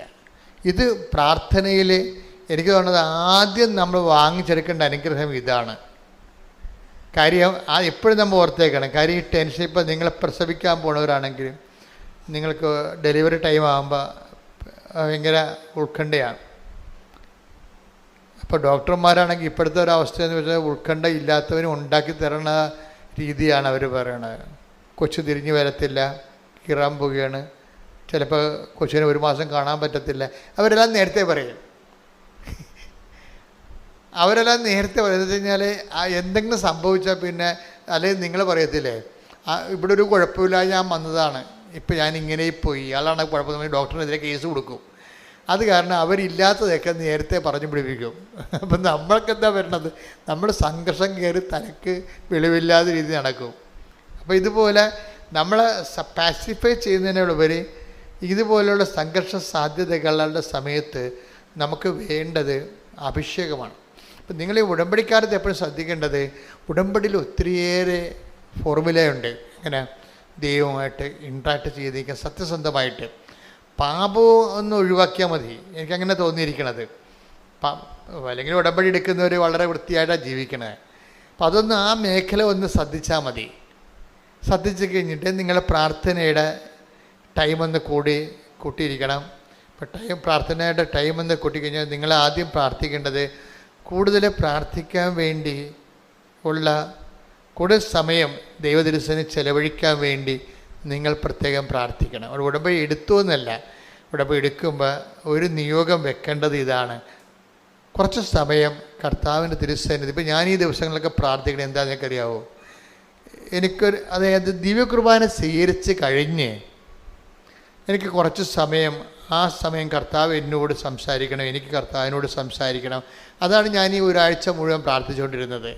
എനിക്കതിലെന്തോ ഒരു കുറവുണ്ടെന്ന് എനിക്ക് തോന്നിപ്പോയത് കൊണ്ട് ഞാൻ പ്രാർത്ഥിച്ചാൽ കുർബാന സ്വീകരിക്കുന്ന സമയത്ത് എനിക്ക് മുമ്പത്തേക്കാൾ കൂടുതലായിട്ട് അങ്ങയോട് സംസാരിക്കാനും അങ്ങ് പറയണത് എനിക്ക് മനസ്സിലാകാനും അങ്ങനെ ഒരു ഇൻറ്റിമസി ഫീൽ ചെയ്യാൻ എന്നെ അനുഗ്രഹിക്കണം. അതാണ് എൻ്റെ പ്രാർത്ഥന. അതുപോലെ നിങ്ങളും പ്രാർത്ഥിക്കണം. എന്താ വെച്ചാൽ ഉടമ്പടി എടുത്തു കഴിയുമ്പോൾ നിങ്ങൾ ദൈവത്തോട് കൂടുതൽ അടുക്കാൻ വേണ്ടി, അടുത്ത് കഴിഞ്ഞാൽ ഉണ്ടായ ഗുണം എന്ന് പറയുക, നമുക്ക് ഈ വചനം വായിക്കാൻ തന്നെ ഒരു അഭിഷേകം കിട്ടും. പ്രാർത്ഥിക്കാൻ വേറെ അഭിഷേകമുണ്ട്. പ്രാർത്ഥിക്കുന്നത് വല്ലാത്ത ഒരു സന്തോഷമായിട്ട് നമുക്ക് തോന്നും. ഇപ്പം നിങ്ങൾ എങ്ങനെയെങ്കിലും പ്രാർത്ഥിച്ച് അവസാനിപ്പിച്ച് ഈ പൂച്ച കുരിശ് വരയ്ക്കാൻ പോലെ ചാടിപ്പുറത്ത് ചാടണമെന്നല്ലേ? അങ്ങനെ നിങ്ങൾ നിങ്ങൾ പ്രാർത്ഥിച്ചൊരു കാര്യമില്ലെന്ന് ഞാൻ പറയത്തുള്ളൂ. കഥയുമില്ല. കാര്യം അതൊരു രജിസ്റ്റർ ആകത്തില്ല. നിങ്ങൾ എന്തെങ്കിലും കാട്ടിക്കുറിപ്പിച്ചുണ്ടാക്കിയിട്ട് ആർക്കാനും വേണ്ടി ഓക്കാനിക്കണ പോലെയൊക്കെ പ്രാർത്ഥിക്കത്തില്ലേ? അഭ്യാസമൊന്നും കാണിച്ചിട്ട് കാര്യമില്ല. ഇങ്ങനെ എത്ര അഭ്യാസക്കാർ ദൈവം കണ്ടതാണ്. അപ്പം അതുകൊണ്ട് അതിന് നിങ്ങൾ ചെയ്യേണ്ട കാര്യം എന്ന് വെച്ച് കഴിഞ്ഞാൽ പ്രാർത്ഥിക്കാനുള്ള ഒരു വരപ്രസാദം, കൂടുതൽ സമയം. കഴിഞ്ഞ ദിവസങ്ങളിലെ ഒരു സാക്ഷ്യം ഉണ്ടായിരുന്നു. ഒരു ഡിപ്ലോമാറ്റായിരുന്നു, UN ഡിപ്ലോമാറ്റിൽ അവർക്ക് ജോലി കിട്ടാനുള്ള യാതൊരു സാധ്യതയുമില്ല. അവർ മലയാളി ലേഡിയാണ്.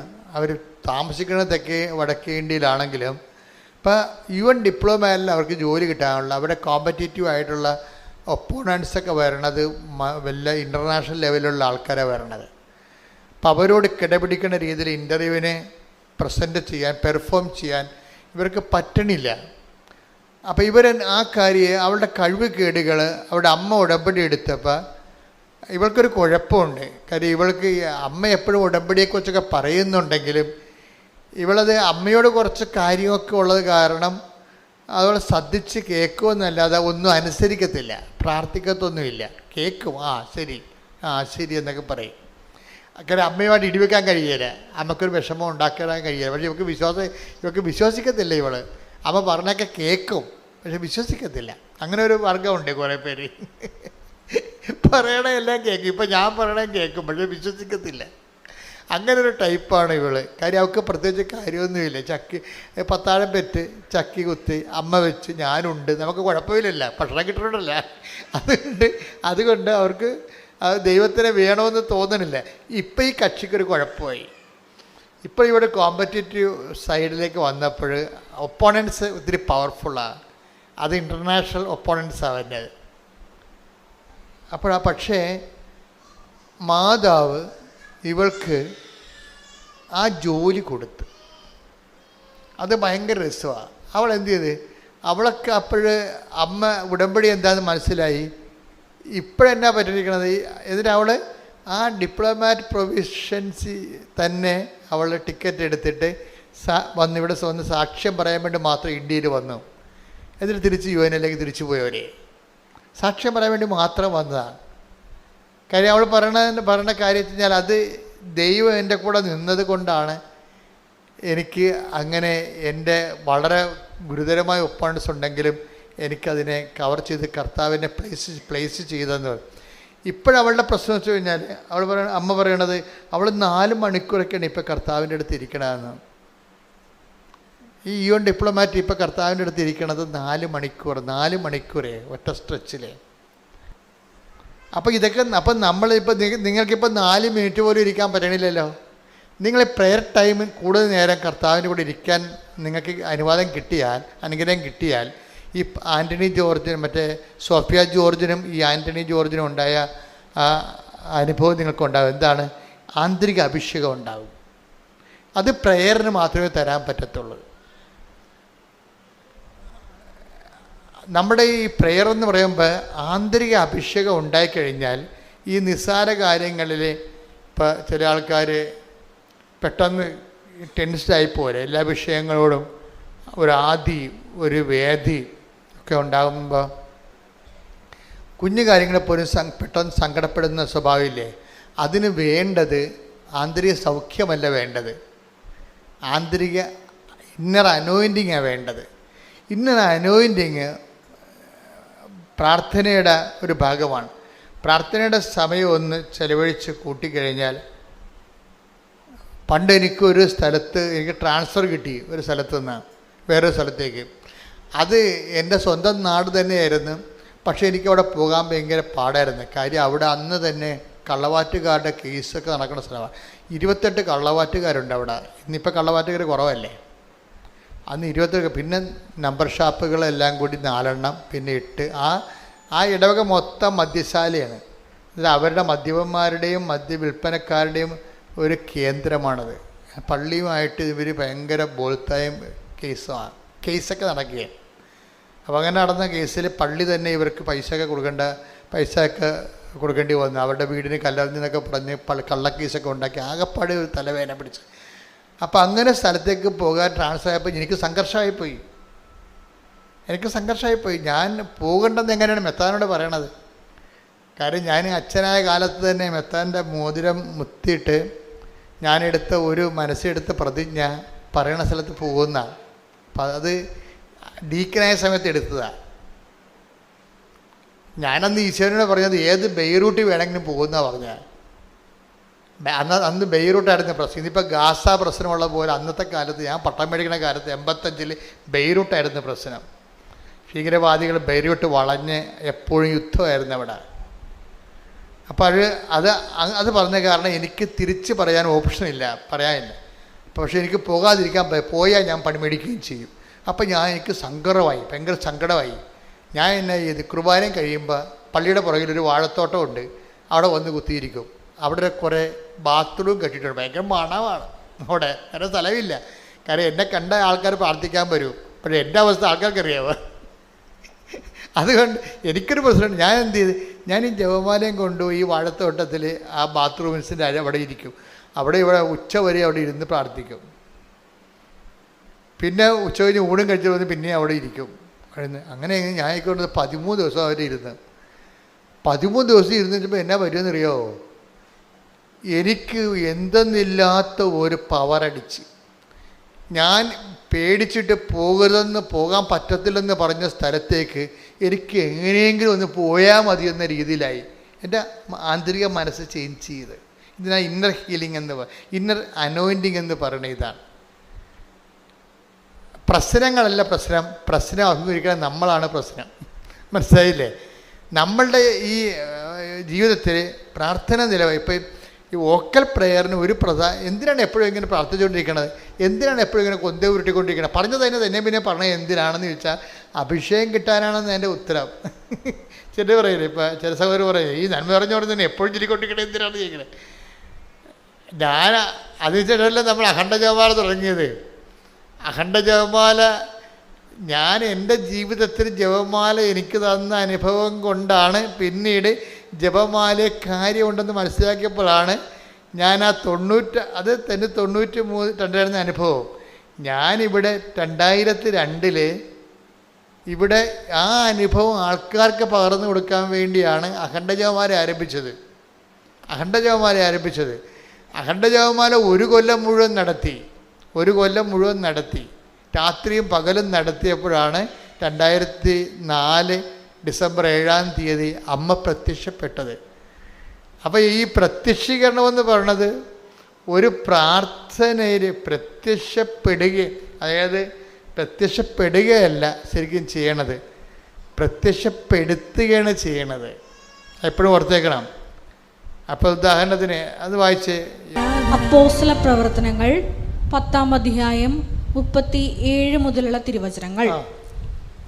യോഹന്നാൻ പ്രസംഗിച്ച സ്നാനത്തിന് ശേഷം ഗലീലയിൽ ആരംഭിച്ച് യൂദയ മുഴുവനിലും സംഭവിച്ച കാര്യങ്ങൾ നിങ്ങൾക്ക് അറിവുള്ളതാണല്ലോ. നസ്രായനായ യേശുവിനെ പരിശുദ്ധാത്മാവിനാലും ശക്തിയാലും ദൈവം എങ്ങനെ അഭിഷേകം ചെയ്തുവെന്നും അവൻ എപ്രകാരം. ഞാൻ ഇന്നർ ഹീലിംഗ് ഇന്നർ അനോയിന്റിംഗ് എന്ന് പറയണത് എന്താണ്? ഈ പ്രാർത്ഥിക്കുമ്പോൾ രണ്ട് സംഭവിക്കും. എന്താണ് ആ വചനം ഏതാണ്? നമ്പർ എത്രയാണ്? 10:38. ഒന്നിനു വായിച്ചേ. നസ്രായനായ യേശുവിനെ പരിശുദ്ധാത്മാവിനാലും ശക്തിയാലും ദൈവം എങ്ങനെ അഭിഷേകം ചെയ്തുവെന്നും അവൻ എപ്രകാരം നന്മ പ്രവർത്തിച്ചുകൊണ്ടും പിശാചിനാൽ പീഡിപ്പിക്കപ്പെട്ടവരെ സുഖപ്പെടുത്തിക്കൊണ്ടും ചുറ്റി സഞ്ചരിച്ചുവെന്നും നിങ്ങൾക്കറിയാം. അപ്പൊ ഇന്നർ അനോയിന്റിംഗ് എന്ന് പറയുന്നത് പരിശുദ്ധാത്മാവിന് ശക്തിയല്ല, അത് പ്രാർത്ഥനയെ കിട്ടണതാ. ഇപ്പൊ നമ്മൾ ഒരു കൊല്ലം മുഴുവനും ഇവിടെ അഖണ്ഡ ജപമാല ചൊല്ലി രാത്രിയും പകലും അണമുറിയാതെ ചൊല്ലി. അപ്പൊ എന്ത് പറ്റി? നമുക്ക് പരിശുദ്ധാത്മാവും കിട്ടി, ശക്തിയും കിട്ടി. അതിൻ്റെ ഫലമായിട്ടാണ് ആ അഖണ്ഡ ജപമാല കഴിഞ്ഞ് അത് ഒക്ടോബർ മാസം കഴിയുമ്പോൾ ഡിസംബർ മാസത്തിൽ അമ്മ മാതാവിൻ്റെ പ്രത്യക്ഷീകരണം സമയഘടികാരം നെഞ്ചിൽ ചാർത്തിക്കൊണ്ട്. നിങ്ങൾക്ക് കൃപാസനത്തിൽ വരുമ്പോൾ ഉണ്ടാകുന്ന ഗുണം എന്താണെന്നറിയാവോ? നിങ്ങൾക്ക് ഒത്തിരിയേറെ ഇത് ലൈറ്റ് വെയ്റ്റാണ്. കൃപാസനം ആധ്യാത്മികതയുടെ ഏറ്റവും വലിയ ഗുണം ഉടമ്പടി എന്ന് പറയുന്നത് ഫെദർ ടച്ച്, ലൈറ്റ് വെയ്റ്റാണ്. പവർ സ്റ്റിയറിംഗ് എന്നൊക്കെ പറയത്തില്ലേ? Power and steering, mechanical steering അല്ല. അതിന് ഒത്തിരിയേറെ കഷ്ടപ്പാടാണ്. ഉള്ള മസിലെല്ലാം പൊടിഞ്ഞ് വേർത്ത് പൊടിഞ്ഞ് ഇത് പവർ സ്റ്റിയറിംഗ് ആണ്. എന്താ കാര്യം? ഇതിങ്ങനെ ഒരു ഫെദർ ടച്ച് കൊണ്ട് വർക്ക് ചെയ്യും. കാര്യം ഉടമ്പടിയുടെ വരുന്നൊരു വിഷയം മാതാവിൻ്റെ പ്രത്യക്ഷീകരണം, അതിൻ്റെ അടയാളങ്ങൾ കാണിക്കാൻ ദൈവത്തിന് ഭയങ്കര ആഗ്രഹമുണ്ട്. മാതാവിൻ്റെ പ്രത്യക്ഷീകരണ കൃപാസനത്തെ മാതാവ് പ്രത്യക്ഷപ്പെട്ടതിനെക്കുറിച്ച് സ്ഥിരീകരിക്കേണ്ടത് നമ്മുടെ ആവശ്യത്തെക്കാൾ ഉപരി. കാര്യം സമയഘടികാരമല്ലേ നെഞ്ചിൽ ചാർത്തിരിക്കണത്. അതിൽ ലൂർദ് പോലെയും ഫാത്തിമ പോലെയും നിസ്സാരമായ കാര്യങ്ങളല്ലത്. സമയഘടികാരമാണ് നെഞ്ചിൽ ചാർത്തിരിക്കണത്. പിന്നെ സിൽവർ ഗ്രേയിലാണ് കാണപ്പെടുന്നത്. പറഞ്ഞിരിക്കുന്ന ദുരന്തമുണ്ടാകാൻ പോണ അന്ത്യകാലത്തിൻ്റെ നിറങ്ങളും അന്ത്യകാലത്തിൻ്റെ സന്ദേശമാണ്. ഇത് ലോകം മുഴുവൻ എത്തണം എന്നുണ്ടെങ്കിൽ ഒത്തിരിയേറെ വ്യാപകമായ രീതിയിൽ ചർച്ച ചെയ്യപ്പെടുന്നുണ്ടെങ്കിൽ അടയാളം കിട്ടണം. അടയാളം കിട്ടണമെന്നുണ്ടെങ്കിൽ അതിനുള്ള കഴിവുള്ള ആൾക്കാർ അവലംബം ചെയ്യണം ഇവിടെ. അതുകൊണ്ട് ദൈവത്തിൻ്റെ ഒരു ആവശ്യമാണ് നിങ്ങളുടെ ജപ്തി മാറ്റുക, നിങ്ങളുടെ ക്യാൻസർ മാറ്റുക, നിങ്ങളെ പച്ചപിടിപ്പിച്ചെടുക്കുക എന്നുള്ളത് നമ്മുടെ ആവശ്യം പോലെ തന്നെ ആരുടെ ആവശ്യമാണ്? ദൈവത്തിൻ്റെ ആവശ്യമാണ്. കാര്യം കൃപാസനത്തിൽ ഇപ്പം നിങ്ങളുടെ മറ്റൊരു തരത്തിലുള്ള ധ്യാനം കൂടുന്ന പോലെ അല്ല പ്രശ്നം. ധ്യാനത്തിൻ്റെ ചുറ്റവട്ടങ്ങൾ ഒക്കണ പോലല്ല ഇത് അല്പം ശരിയായ ബാക്കി ദൈവം ശരിയാക്കും. അതാണ് വിഷയം. അതുകൊണ്ടാണ് പറയുന്നത്. അത് ഇപ്പോഴല്ല, പണ്ടും അങ്ങനെയാണ്. അതുകൊണ്ടാണ് പറയുന്നത് അല്പം നമ്മൾ ശരിയായ ബാക്കി ദൈവം ശരിയാക്കുക. കാര്യം ദൈവത്തിൻ്റെ ഒരു ആവശ്യമാണിത്. പ്രത്യക്ഷീകരണം സഭയെ കൊണ്ട് അംഗീകരിച്ചിട്ട് ഇൻ്റർനാഷണൽ ലെവലിൽ ചർച്ച ചെയ്യപ്പെട്ടിട്ട് ദൈവ മെസ്സേജ് ഗ്ലോബലായിട്ട് കൊടുക്കുക എന്നുള്ളത് ദൈവത്തിൻ്റെ ആവശ്യമാണ്. അതിന് ദൈവം നമ്മളെ കരുവാക്കും. അപ്പം നിങ്ങൾ ബുദ്ധിയുള്ളവർ എങ്ങനെയാണ് ചെയ്യേണ്ടത്?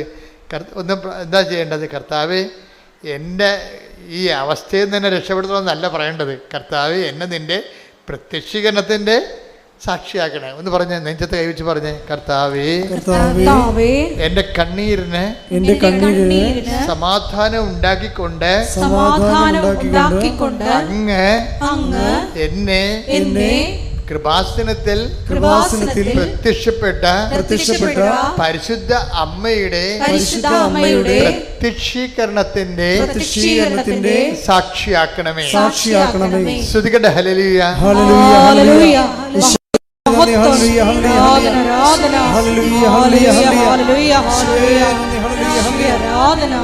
പരിശുദ്ധ അമ്മയുടെ പ്രതിഷേധത്തിന്റെ സാക്ഷികളാക്കി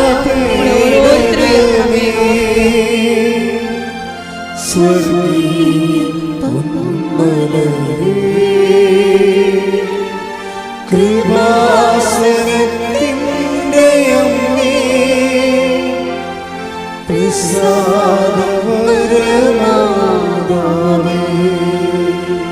പരിശുദ്ധ പരമ ദിവ്യകാരുണ്യത്തിന് ആരാധനയും സ്തുതിയും പുകഴ്ചയും ഉണ്ടായിരിക്കട്ടെ. ഇനി നടപടി പുസ്തകം 10:41 വായിച്ച്. അപ്പോസ്തല പ്രവർത്തനങ്ങൾ 10:40-41. അപ്പോസ്തല പ്രവർത്തനം 10:40-41. എന്നാൽ ദൈവം അവനെ മൂന്നാം ദിവസം ഉയർപ്പിക്കുകയും പ്രത്യക്ഷനാക്കുകയും ചെയ്തു. എല്ലാവർക്കുമല്ല സാക്ഷികളായി ദൈവം മുൻകൂട്ടി തിരഞ്ഞെടുത്ത ഞങ്ങൾക്ക് മാത്രം. അപ്പോൾ 2-3 കാര്യങ്ങൾ അതിൻ്റെ അകത്ത് ഉള്ളത്. എന്താ കാര്യം? ഒന്ന് വായിച്ചത് 10:40-41 വായിച്ച്. എന്നാൽ ദൈവം അവനെ മൂന്നാം ദിവസം ഉയർപ്പിക്കുകയും പ്രത്യക്ഷനാക്കുകയും ചെയ്തു. അപ്പൊ എങ്ങനെയാണ്? പ്രത്യക്ഷനാവുകയല്ല, പിന്നെന്താണ്? പ്രത്യക്ഷൻ ആക്കുകയാണ്. ഈ പ്രത്യക്ഷീകരണം എല്ലാം ആക്കുകയാണ് ചെയ്യണത്. ഇപ്പം കൃപാസന ആൾക്കാരെ ജീവനോടെ മാതാവ് പ്രത്യക്ഷപ്പെട്ടത് പ്രത്യക്ഷ ആയതല്ല ശരിക്കും പറഞ്ഞാൽ. പിന്നെന്താണ്? ദേവപിതാവ് ആക്കിയതാണ്. അപ്പോൾ അപ്പോഴും നമ്മൾ പ്രത്യക്ഷീകരണത്തിൻ്റെ സാക്ഷിയാക്കാൻ വേണ്ടി നമ്മൾ പ്രാർത്ഥിക്കുമ്പോൾ ഓർക്കേണ്ടത് ഈ വിഷയത്തിൽ പിതാവ് പ്രൈമറി ഇൻട്രസ്റ്റ് ആരുടേതാണ്? പിതാവായ ദൈവത്തിൻ്റെ ഇൻട്രസ്റ്റാണ്. കാര്യം അമ്മയെ പ്രത്യക്ഷയാക്കിയതാണ്. അതുകൊണ്ട് തന്നെ നിങ്ങളും പറയണം, എന്നെയും പ്രത്യക്ഷീകരണത്തിൻ്റെ സാക്ഷി ആക്കണമെന്ന് പറയണം. മനസ്സിലായില്ലേ? പ്രാർത്ഥന അങ്ങനെ പോകേണ്ടത്. എന്നെയും എന്ന് പറഞ്ഞ എന്നെയും പ്രത്യക്ഷീകരണത്തിൻ്റെ സാക്ഷി ആക്കണമേ. ഇവിടെ വിഷയം എന്ന് പറയണത് എല്ലാവർക്കും അല്ല എന്ന് പറഞ്ഞിട്ടുണ്ട്. അത് ദൈവാനുഭവത്തെ പറ്റി പറയുമ്പോഴേ എല്ലാവർക്കും നമുക്ക് ഇപ്പം എല്ലാവരുടെയും മേൽ എൻ്റെ ആത്മാവിനെ അയക്കുമെന്ന് പറഞ്ഞാലും എല്ലാവരും സ്വീകരിച്ചോ എന്നുള്ളത് വേറെ വിഷയമാണ്. ഇതാണ് പ്രശ്നം. ദൈവത്തിൻ്റെ കോമൺ പോളിസിയാണ് എല്ലാവരിലേക്കും ഞാൻ എൻ്റെ ആത്മാവിനെ അയക്കും. Take the word of God. ശ്രുതികട്ടെ ഹല്ലേലൂയ. ജോയേൽ 2:28. ജോയേൽ പ്രവാചകന്റെ പുസ്തകം 2-ാം അധ്യായം 28-ാം വാക്യം. അന്ന് ഇങ്ങനെ സംഭവിക്കും. ഏറ്റു പറഞ്ഞ്, അന്ന് ഇങ്ങനെ സംഭവിക്കും. എല്ലാവരുടെയും മേൽ എന്റെ ആത്മാവിനെ ഞാൻ വർഷിക്കും. Praise the Lord. അത് കോമൺ പോളിസിയാണ്, ജനറൽ പോളിസിയാണ്. ദൈവം ആരെയും മാറ്റി നിർത്തണില്ലെന്ന് എൻ്റെ അർത്ഥം. മനസ്സിലായില്ലേ? എല്ലാവരെയും ആണ് സ്വീകരിക്കണത്. പക്ഷേ ഉള്ളൊരു പ്രോബ്ലം, എല്ലാവരുടെയും മേലെ എൻ്റെ ആത്മാവിനെ ഞാൻ വർഷിക്കും. വർഷിച്ച അണ്ണന്മാരെല്ലാവരും സ്വീകരിച്ചോ? That's other problem. അതാണ് അവിടെയാണ് അപകടം കിടക്കുന്നത്. അത് ദൈവത്തിൻ്റെ കോമൺ പോളിസിയാണ്. ദൈവം പക്ഷപാതരഹിതനാണെന്ന് എഴുതിയിട്ടില്ലേ? Take the word of God. അപ്പോസ്തല പ്രവർത്തനം 10:34. പത്രോസ് അവരോട് സംസാരിച്ചു തുടങ്ങി. സത്യമായും ദൈവത്തിന് പക്ഷപാതമില്ലെന്ന്. അതാ പ്രശ്നം. ഞാൻ എല്ലാവരുടെയും മേൽ എൻ്റെ ആത്മാവിനെ അയക്കുമെന്ന് ജോയേൽ 2:28 പറയുന്നുണ്ടെങ്കിൽ അതിൻ്റെ അർത്ഥം എന്താണ്? അർത്ഥം ഇത്രയേ ഉള്ളൂ, ദൈവത്തിന് പക്ഷപാതമില്ല, അത്രയേ ഉള്ളൂ. ആരെയും മാറ്റി നിർത്തിയിട്ട് അവർക്ക് കൊടുക്കേണ്ട ഇവർക്ക് കൊടുത്താൽ മതി എന്നൊക്കെ പറയത്തില്ലേ? അങ്ങനെയില്ല. ദൈവത്തെ അന്വേഷിക്കുന്ന ആർക്കും ദൈവം കൊടുക്കും. പക്ഷെ പ്രശ്നം എന്ന് വെച്ച് കഴിഞ്ഞാൽ, പ്രശ്നം എവിടെയാണ്? ഈ കൊടുക്കുന്ന ആൾക്കാർ സ്വീകരിക്കുന്നുണ്ടോ എന്നുള്ളതാണ് പ്രശ്നം. അവിടെയാണ്. അതാണ് അവനെ സ്വീകരിച്ചവർക്കെല്ലാം എന്ന് പ്രത്യേക ഈശോ പറയണത്. Take the word of God. Yohannan 1:12. തന്നെ സ്വീകരിച്ചവർക്കെല്ലാം. ഏറ്റു പറഞ്ഞ തന്നെ സ്വീകരിച്ചവർക്ക് എല്ലാം തന്റെ നാമത്തിൽ വിശ്വസിക്കുന്നവർക്കെല്ലാം ദൈവമക്കളാകാൻ അവൻ കഴിവ് നൽകി. കപ്പാസിറ്റിയാണ്, കഴിവാണ്. അതായത് ഞാൻ അന്നാണ് എൻ്റെ ആത്മാവിനെ എല്ലാവർക്കും നൽകി. പക്ഷെ എല്ലാവരും സ്വീകരിക്കണമെന്ന് നിർബന്ധമില്ല. സ്വീകരിക്കുന്നവർക്ക് എന്താ സംഭവിക്കണത്? ദൈവമക്കളാകാനുള്ള കഴിവ് നൽകി. പക്ഷേ സ്വീകരിക്കുന്നവർക്ക് ദൈവമക്കളാകാനുള്ള കഴിവ് വരണത് എങ്ങനെയാണ്? അവരെ എപ്പോഴാണ് വരണത്? അവർ പരിശുദ്ധാത്മാവിനാൽ നയിക്കപ്പെടണം. അതാണ് 8:14 എടുത്ത്, റോമ 8:14 എടുത്ത്. ശ്രദ്ധിക്കട്ടെ. Hallelujah, hallelujah, hallelujah, hallelujah, hallelujah. റോമ 8:14. ദൈവാത്മാവിനാൽ നയിക്കപ്പെടുന്നവരെല്ലാം ദൈവത്തിന്റെ പുത്രന്മാരാണ്. ഇപ്പം ഈ യോഹന്നാൻ 1:12 റോമ 8:14 തമ്മിലാ ലിങ്ക്. എന്താ കാര്യം? സ്വീകരിച്ചവർക്കെല്ലാം ദൈവമക്കളാകാനുള്ള കഴിവ് നൽകി. അപ്പൊ ഈ കഴിവെന്ന് പറഞ്ഞാൽ എന്താ? സ്വീകരിച്ചവർക്കെല്ലാം ദൈവമക്കളായ കഴിവ്. ആ മക്കളുടെ കഴിവ് എങ്ങനെ വരണത്? ദൈവാത്മാവിനാൽ നയിക്കപ്പെടണം. അതൊക്കെ മുമ്പ് വേറെ സംഭവമുണ്ട്. ലോകാത്മാവുണ്ട്, പിന്നെന്തുണ്ട്? ദുഷ്ടാത്മാവുണ്ട്. ഈ സംഭവത്തിനൊക്കെ അതുകൊണ്ടാണ് ജ്ഞാനസ്ഥാനപ്പെടുന്ന മുമ്പ്, ഇപ്പം ഇന്നലെയൊക്കെ ഞങ്ങൾ പള്ളിയിൽ ജ്ഞാനസ്ഥാനം പുതുക്കിയായിരുന്നു.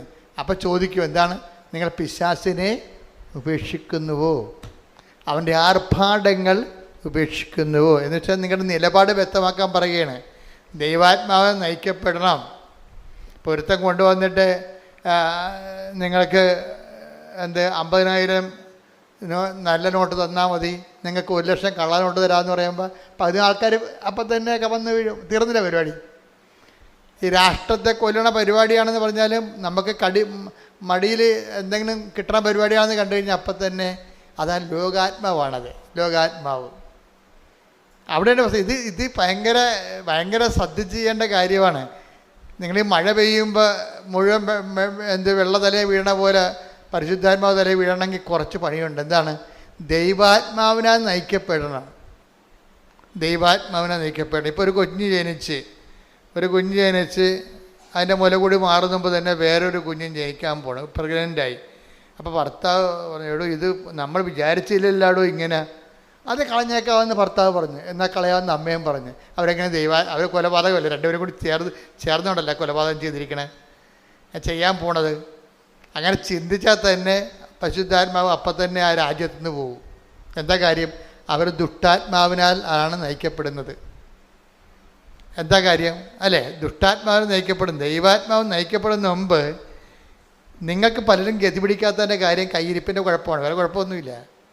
നിങ്ങൾക്കിങ്ങനെ ദൈവത്തെ നിങ്ങളുടെ സൗകര്യത്തിന് പറ്റുന്നൊരു ദൈവത്തെയാണ് നിങ്ങൾ അന്വേഷിക്കുന്നത്. അങ്ങനെ ഒരു ദൈവം ഇല്ല.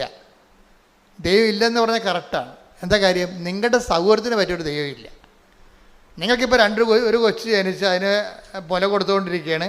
6 മാസം കഴിഞ്ഞപ്പോൾ നിങ്ങൾ പ്രഗ്നൻ്റായി. അപ്പോൾ പറഞ്ഞു ഇത് വല്ലാത്ത അവസ്ഥയായല്ല, നാത്തും പ്രഗ്നൻ്റായിട്ട് വീട്ടിൽ വന്ന് ഇപ്പോൾ ഉണ്ട്.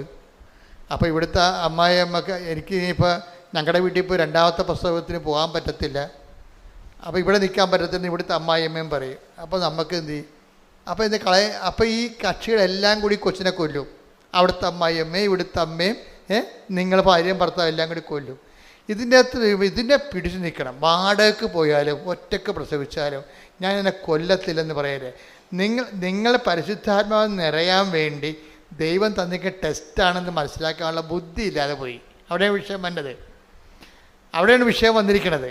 അപ്പോൾ അതുകൊണ്ട് ഇങ്ങനെയുള്ള സാഹചര്യങ്ങൾ കർത്താവ് പറയും പ്രലോഭനങ്ങൾ ഉണ്ടാവേണ്ടതാണെന്ന് പറഞ്ഞത് ഇതുകൊണ്ടാണ്. കാര്യം ഇത് ഉണ്ടായിട്ട് വേണം നിങ്ങളുടെ നിലപാട് വ്യക്തമാക്കിയിട്ട് വേണം നിങ്ങൾ ദുഷ്ടാത്മാവിനാണ്, ലോകാത്മാവിനാണ്, പരിശുദ്ധാത്മാവിനാണ് സ്വീകരിക്കണമെന്ന് തീരുമാനമെടുക്കാൻ. അതാണ് പ്രലോഭനങ്ങൾ ഉണ്ടാവേണ്ടതാണെന്ന് പറയാൻ കാര്യം.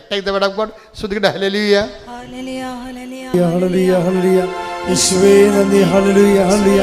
മത്തായി 18:7. മത്തായി 18:7. പ്രലോഭനങ്ങൾ നിമിത്തം ലോകത്തിന് ദുരിതം. ദുരിതമല്ലേ? ഇവർ ഇതുപോലെ ഓപ്ഷൻ വന്നാൽ നമ്മെ വിട്ടുപോകത്തില്ലേ? ദുരിതമല്ലേ?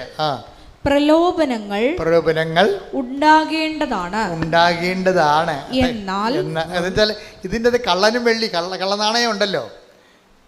ഞാൻ വിശ്വാസിയാണെന്നൊക്കെ പറയുന്നുണ്ടെങ്കിലും അവിടെ അസ്ഥിയായിട്ട് കൊണ്ടു കഴിഞ്ഞാൽ ദൈവത്തിനടുത്ത് ദൂരക്കളയും. അതാണ് കള്ളനാണയം. അതുകൊണ്ടാണ് ദൈവം പറയുന്നത് പ്രലോഭനങ്ങൾ ഉണ്ടാവേണ്ടതാണ്. കാര്യം കള്ളനും വെള്ളിയും അറിയണമല്ലോ. അപ്പോൾ അത് എപ്പോഴും ഉണ്ടാകുമ്പോൾ നിങ്ങൾ ഓർക്കണം ഇതിൻ്റെ ഉദ്ദേശം എന്താണ്? ദൈവാത്മാവിലേക്ക് നമ്മളെ ക്ലാസ് കയറ്റം കിട്ടാൻ വേണ്ടി നമ്മളുടെ നിലപാടുകൾ വ്യക്തം അറിയിക്കാൻ വേണ്ടിയാണ് നമ്മൾ ഡിക്ലറേഷൻ പറയണത്. ഡിക്ലറേഷൻ പ്രലോഭനങ്ങൾ എന്ന് പറഞ്ഞ ഡിക്ലറേഷനാണ്. ഇപ്പോൾ ഞാൻ കാനഡയിൽ ചെന്നപ്പോൾ ഡിക്ലെയർ ചെയ്യാൻ പറഞ്ഞു. ഞാൻ കാനഡയിൽ ധ്യാനിപ്പിക്കാൻ ചെന്നപ്പോൾ അപ്പോൾ അവിടെ എംബസി എന്ന് പറഞ്ഞ് ഡിക്ലെയർ ചെയ്യാൻ പറഞ്ഞു. അപ്പോൾ ഞാൻ ബാഗ് തുറന്ന് എൻ്റെ കയ്യിലുള്ള എല്ലാം നോട്ടിൽ ചെയ്ത് ഇനി ഈ ഡിക്ലെയർ ചെയ്യുന്നതിൻ്റെ ഒരെണ്ണം കൂടുതലുണ്ടായാൽ നമ്മൾ അകത്ത് പോകും. എന്താണ്? കള്ളത്തരം കാണിച്ചെന്നില്ല എൻ്റെ അർത്ഥം. അതാണ് ഡിക്ലറേഷൻ വെച്ചിരിക്കുന്നത്. ഇപ്പോൾ ഈ പ്രലോഭനങ്ങളുടെ ഉദ്ദേശം ഡിക്ലെയർ ചെയ്യാനാണ്. നീ ആരുടെ പക്ഷത്താണെന്ന് ഡിക്ലെയർ ചെയ്യണം. ദൈവത്തിൻ്റെ പക്ഷത്താണോ, സാത്താൻ്റെ പക്ഷത്താണോ, ലോകത്തിൻ്റെ പക്ഷത്താണോ ഡിക്ലെയർ ചെയ്യണം. അതുകൊണ്ടാണ് പ്രലോഭനങ്ങൾ ഉണ്ടാവേണ്ടതാണെന്ന് ഈശോ പറയണത്. പക്ഷേ മേജറായിട്ടുള്ള പ്രലോഭനങ്ങൾ ഉണ്ടായാൽ നമ്മൾ പെട്ടുപോണ കൊണ്ടാണ് കർത്താവ് പറയണത് പ്രലോഭനങ്ങൾ ഉൾപ്പെടുത്തരുത്. കർത്താവ് ഭയങ്കര രസകരമായിട്ടുള്ള ആ വിഷയം ഇന്നവിറ്റബിൾ ഈവിൾ പോലെയാണ് ഈ ടെംപ്റ്റേഷൻ പറയണത്. ഇത് ഉണ്ടാകേണ്ടതാണ്, പക്ഷെ ഉണ്ടായപ്പോയാൽ ഒത്തിരി പേര് രക്ഷപ്പെടത്തില്ല. അതുകൊണ്ട് കൺട്രോൾഡ് നിയന്ത്രിത പ്രലോഭനമാണ് നമുക്ക് അനുഭവിച്ചിരിക്കണം. നിയന്ത്രിത പ്രലോഭനം എന്ന് വെച്ചാൽ ദൈവത്തിന് നമ്മളെ കൃപയിൽ നിലനിർത്തണമെന്നുണ്ട്. പക്ഷെ നിലവാരമുള്ള ദൈവകൃപയിലേക്ക് വളർത്തുന്നതിന് വലിയ ടെസ്റ്റുകൾ പാസ്സാകണം. അപ്പോൾ ആൾക്കാർ പറയും ഞങ്ങൾക്ക് അങ്ങനെ വലിയ ടെസ്റ്റൊന്നും ആവശ്യമില്ല, ചെറിയ പരിപാടിയൊക്കെ ഞാൻ കഴിഞ്ഞുകൂടിയാൽ മതി, എങ്ങനെ കഞ്ഞി വെച്ച് പോകണം, അത്രേ ദൈവത്തെ കൊണ്ട് ഉദ്ദേശിക്കുന്നുള്ളൂ. അതാണ് ആൾക്കാരുടെ ഒരു നിലപാട്. അതുകൊണ്ട് ആത്മീയമായിട്ട് വളരത്തില്ല. ദൈവം സ്വന്തമായിട്ട് കരുതത്തില്ല. സ്വന്തമായിട്ട് കരുതിയില്ലെങ്കിൽ നമുക്ക് ജീവിക്കാൻ പറ്റും. സ്വന്തമായിട്ട് കരുതിയാൽ നിങ്ങൾക്കറിയാമല്ലോ, സ്വന്തമായിട്ട് കരുതിയാൽ എപ്പോഴും ഏത് ക്ലേശങ്ങളുടെ അപ്പുറത്തും നമ്മൾ സ്വർഗത്തെ കാണും. അതുകൊണ്ടാണ് ഈ നമ്മുടെ കൊളോസിയൻസില്ലേ, കൊളോസിയൻസ് എടുത്ത് കൊളോസോസ് 3:1 ക്രിസ്തുവിനോടൊപ്പം നിങ്ങൾ ഉയർപ്പിക്കപ്പെട്ടെങ്കിൽ ദൈവത്തിന്റെ വലതുഭാഗത്ത് ഉപവിഷ്ടനായിരിക്കുന്ന ക്രിസ്തു വസിക്കുന്ന ഉന്നതത്തിലുള്ളവയെ അന്വേഷിക്കുവിൻ. അതായത് ചില ക്ലേശങ്ങൾ വരുമ്പോൾ അതിൻ്റെ സബ്സ്റ്റിറ്റ്യൂട്ട് പറയണത് ആ ക്ലേശങ്ങളിൽ നിന്നുള്ള രക്ഷപ്പെടലല്ല, അതിന് പാരലായിട്ട് ഉന്നതങ്ങളിലെ കാര്യങ്ങൾ അന്വേഷിക്കാനാണ് പറയണത്. പറഞ്ഞ മനസ്സിലായി? ഇത് നമുക്ക് ഈ ടെക്നിക്ക് മനസ്സിലാകണം. ആധ്യാത്മിക ജീവിതത്തിൽ ചില ക്ലേശങ്ങൾ അപ്രതിരോധ്യവും നമുക്ക് ഒഴിവാക്കാൻ പറ്റാതെ ഇന്നവിറ്റബിളായിരിക്കും, ഒഴിവാക്കാൻ പറ്റാത്തതാണ്. ഒഴിവാക്കാൻ പറ്റാത്ത വിഷയങ്ങൾക്ക് എന്ത് ചെയ്യണം? ഉന്നതങ്ങളിൽ അതിൻ്റെ മറുപടി നമുക്ക് കിട്ടുന്നത് ഉന്നതങ്ങളിൽ നിന്ന്, നിത്യതയിൽ നിന്നാണ് ലഭിക്കുന്നത്. അതാണ് ഈശോ നിങ്ങൾ, അതായത് തിരുവുദ്ധാനം നൽകുന്നത് മനുഷ്യൻ്റെ ഭൗമികമായ എല്ലാ കഷ്ടനഷ്ടങ്ങളും ക്ലേശങ്ങളിലും ചില ആൾക്കാർ ടെമ്പറലായിട്ട് ചില ചില ക്ലേശങ്ങൾ ദാറ്റ് ക്യാൻ ബി ഷിഫ്റ്റഡ്. ചില ക്ലേശങ്ങൾ മാറ്റാൻ പറ്റും, ചിലത് ഇന്നവിറ്റബിൾ ഈവിളാണ്, മാറ്റാനേ പറ്റത്തില്ല. ഈ മാറ്റാൻ പറ്റാത്ത കേസിന് എന്ത് ചെയ്യണമെന്ന് പറയണത്, അത് നിത്യതയിൽ വരവ് വെക്കാൻ പറഞ്ഞിരിക്കുകയാണ്. കാര്യം എന്താണ്? അതിന് നമുക്ക് മാർഗമില്ല. അത് നിങ്ങൾ കർത്താവിൻ്റെ തിരുവുദ്ധാനത്തിൻ്റെ കൂടെ കൂട്ടി വെക്കണമെന്നാണ്. മനസ്സിലായില്ലേ? ഇപ്പോൾ ഓട്ടിസം വന്ന കുഞ്ഞുങ്ങളെ, ഇപ്പോൾ ഞാനിവിടെ വരുമ്പോൾ ഞാൻ ഓർക്കുകയെ എനിക്ക് സങ്കടം വരും. ഓട്ടിസം കുഞ്ഞുങ്ങളെ 10 കുഞ്ഞുങ്ങളെ കൊണ്ടുവന്ന ഒരു കുഞ്ഞെ സുഖപ്പെട്ട് ഞാൻ കണ്ടിട്ടുണ്ട്. സുഖപ്പെടുന്നുണ്ട് കുഞ്ഞുങ്ങളെ, 10ൽ 1 വരുന്നുള്ളൂ. അപ്പം ഞാൻ പ്രാർത്ഥിക്കണ 10ൽ 10 വരാനാണ്. കാര്യം അത് കുരിശ് മരണമാണ്. ആ ഓട്ടിസം വന്ന കുഞ്ഞിനെയും കൊണ്ട് ജീവിക്കണം എന്ന് പറഞ്ഞാലേ അവിടെ കൈയും കാലും നമ്മൾ കഴുകേണ്ടി വരും. അത്രയ്ക്ക് ജീവിതമാണ്, അത്രയും കഷ്ടപ്പെട്ട ജീവിതമാണ്. അപ്പോൾ എനിക്കാണെങ്കിൽ ഓട്ടിസം ബാധിച്ച കുഞ്ഞുങ്ങളെ കൊണ്ടുവരുമ്പോൾ ആ മാതാപിതാക്കന്മാരെയാണ് ഞാൻ എപ്പോഴും മാതാവിൻ്റെ അടുത്ത് കൊടുക്കണത്. കുഞ്ഞിനെ അല്ല ഞാൻ പ്രാർത്ഥിക്കണത്. കർത്താവ് ഇത് മാറ്റാൻ പറ്റത്തില്ലെങ്കിലേ, ഈശോ പറഞ്ഞില്ലേ, സാധ്യമെങ്കിൽ പിതാവേ ഈ പാനപാത്രം എന്നെ കടന്നു പോകത്തില്ലേ. അല്ലെങ്കിൽ പിന്നെ എന്താണ്? അങ്ങയുടെ ഇഷ്ടം നിറവേറട്ടെ. അതാണ് വിഷയം. അതിന് അടുത്ത സെക്കൻഡ് ഓപ്ഷനുണ്ട്. ചില കാര്യങ്ങൾ മാറ്റാൻ പറ്റത്തില്ലെങ്കിൽ പിന്നെയുള്ളത് എന്താണ്? ദൈവഹിതം നിറവേറട്ടെ. അപ്പോൾ ദൈവഹിതം നിറവേറുമ്പോൾ ഒരു ഗുണമുണ്ടാവും. എന്താ സംഭവം? അവനെ ശക്തിപ്പെടുത്താനൊരു മാലാഖ വരും. അതാണ് ഈശോയ്ക്ക് കിട്ടിയ ഓപ്ഷൻ. എന്താ വെച്ചാൽ നമുക്കിപ്പോൾ ദൈവഹിതമായിട്ട് ഇപ്പോൾ നിങ്ങൾക്ക് മാറ്റാൻ പറ്റാത്ത ഇന്നവിറ്റബിൾ ഈബിളായിട്ടുള്ള ഒരു സങ്കടം മാറ്റാൻ പറ്റണില്ല എന്ന് വിചാരിച്ചോ? രോഗമാകാം, വേറെ എന്തുമാകാം. ചിലപ്പോൾ ഒരു നാശം പിടിച്ച അയൽവാസിയാകാം. അറിയാമല്ലോ, നാശം പിടിച്ച അയൽവാസികളെ നമുക്ക് ചിലർ, എൻ്റെ അച്ഛ ഒരു തിരുവഞ്ചരിച്ച അച്ഛ ഏതെങ്കിലും നരകത്തിൽ, ഈ നരകത്തിൽ നിന്ന് പോട്ടെ, ഈ രാജ്യം വിട്ട് എവിടെയെങ്കിലും ഇപ്പോൾ താമസിക്കട്ടെ, അവർ നമ്മളെ പൊറുപ്പിക്കത്തില്ല അച്ഛ എന്ന് പറയും. അപ്പോൾ ഞാൻ പ്രാർത്ഥിച്ച് നോക്കിയിട്ട് പറയും, മോളെ പോകാൻ പറ്റത്തെന്ന് തോന്നുന്നില്ലെന്ന് പറയും. കാര്യം ഇതിനേക്കാൾ വലിയ പിടിച്ചതിനേക്കാൾ വലുത് അളയിരിപ്പുണ്ട്, നീ ചെല്ലുന്ന സ്ഥലത്ത് ഇതിനേക്കാൾ വലിയ പണ്ടാരം വരുന്നുണ്ട്, നീയാണ് പ്രശ്നം, അവരല്ല പ്രശ്നമെന്ന് പറയും. എന്താ കാര്യം? ഇതിന് അവനെ ശക്തിപ്പെടുത്താൻ ഗെത്സെമനിൽ വായിച്ച് അവനെ ശക്തിപ്പെടുത്താൻ ലൂക്ക 22:42-43. ലൂക്ക 22:42. പിതാവേ അങ്ങേക്ക് ഇഷ്ടമെങ്കിൽ ഈ പാനപാത്രം എന്നിൽ നിന്ന് അകറ്റണമേ. എങ്കിലും എന്റെ ഹിതമല്ല അവിടുത്തെ ഹിതം നിറവേറട്ടെ. അപ്പോൾ അവനെ ശക്തിപ്പെടുത്താൻ സ്വർഗത്തിൽ നിന്ന് ഒരു ദൂതൻ പ്രത്യക്ഷപ്പെട്ടു. അപ്പം ഇതാണ് ശക്തിപ്പെടുത്തുക. അപ്പം 10-9 കാര്യവും നമുക്ക് ഷിഫ്റ്റ് ചെയ്യാൻ നടക്കും. ഒരു കാര്യം ചിലപ്പോൾ നടക്കത്തില്ല. അതാണ് ഇന്നോവേറ്റീവ് ഈബിൾ എന്ന് പറയുന്നത്. അതെന്താണ്? അങ്ങേക്ക് ഇഷ്ടമെങ്കിൽ പാത്രം എടുത്ത് മാറണം, അല്ലെങ്കിൽ എൻ്റെ ഇഷ്ടമല്ല അങ്ങയുടെ ഇഷ്ടം നിറവേറ്റം പറയുമ്പോഴെന്താ പറയണത്? അവനെ ശക്തിപ്പെടുത്താനൊരു മാലാഖ. പ്രാർത്ഥന അതാണ് സംഭവിക്കേണ്ടത്. നമുക്ക് മാറ്റപ്പെടാൻ പറ്റാത്ത ഒരു സാധനമാണെങ്കിൽ അതിന് ശക്തി ലഭിക്കാനുള്ള സാധ്യതയുണ്ട്. മനസ്സിലായ അച്ഛൻ പറഞ്ഞത്? മാറ്റപ്പെടാൻ പറ്റാത്ത ഒരു വിഷയമാണെങ്കിൽ, ഇപ്പം നിങ്ങളുടെ അയൽവാസി തന്നെ അങ്ങോട്ട് നോക്കിയ കേസ് കൊടുക്കുന്ന പാർട്ടിയായിരിക്കും ചിലപ്പോൾ നമ്മൾ നോക്കത്തില്ല. പിന്നെ വല്ല ഇലയും നമ്മൾ പറന്ന് വീണ അവർ പറയും അത് നിങ്ങളെ കൊണ്ടുവന്ന് ഇട്ടതാണെന്ന് പറയും. നമ്മളവിടെ നിന്ന് വല്ല കൃപാസനത്തിലോ വല്ലതും പോവുകയാണെങ്കിൽ അവിടെ വന്ന് നമ്മുടെ ചിരവയും എടുത്തിട്ട് അവർ പോകും. ജീവിക്കാൻ പറ്റത്തില്ല. നമ്മുടെ പശുവിനൊക്കെ അവർ അഴിച്ചു വിടും, കിണറ്റിൽ കൊണ്ടൊന്ന് മാലിന്യം വിടും.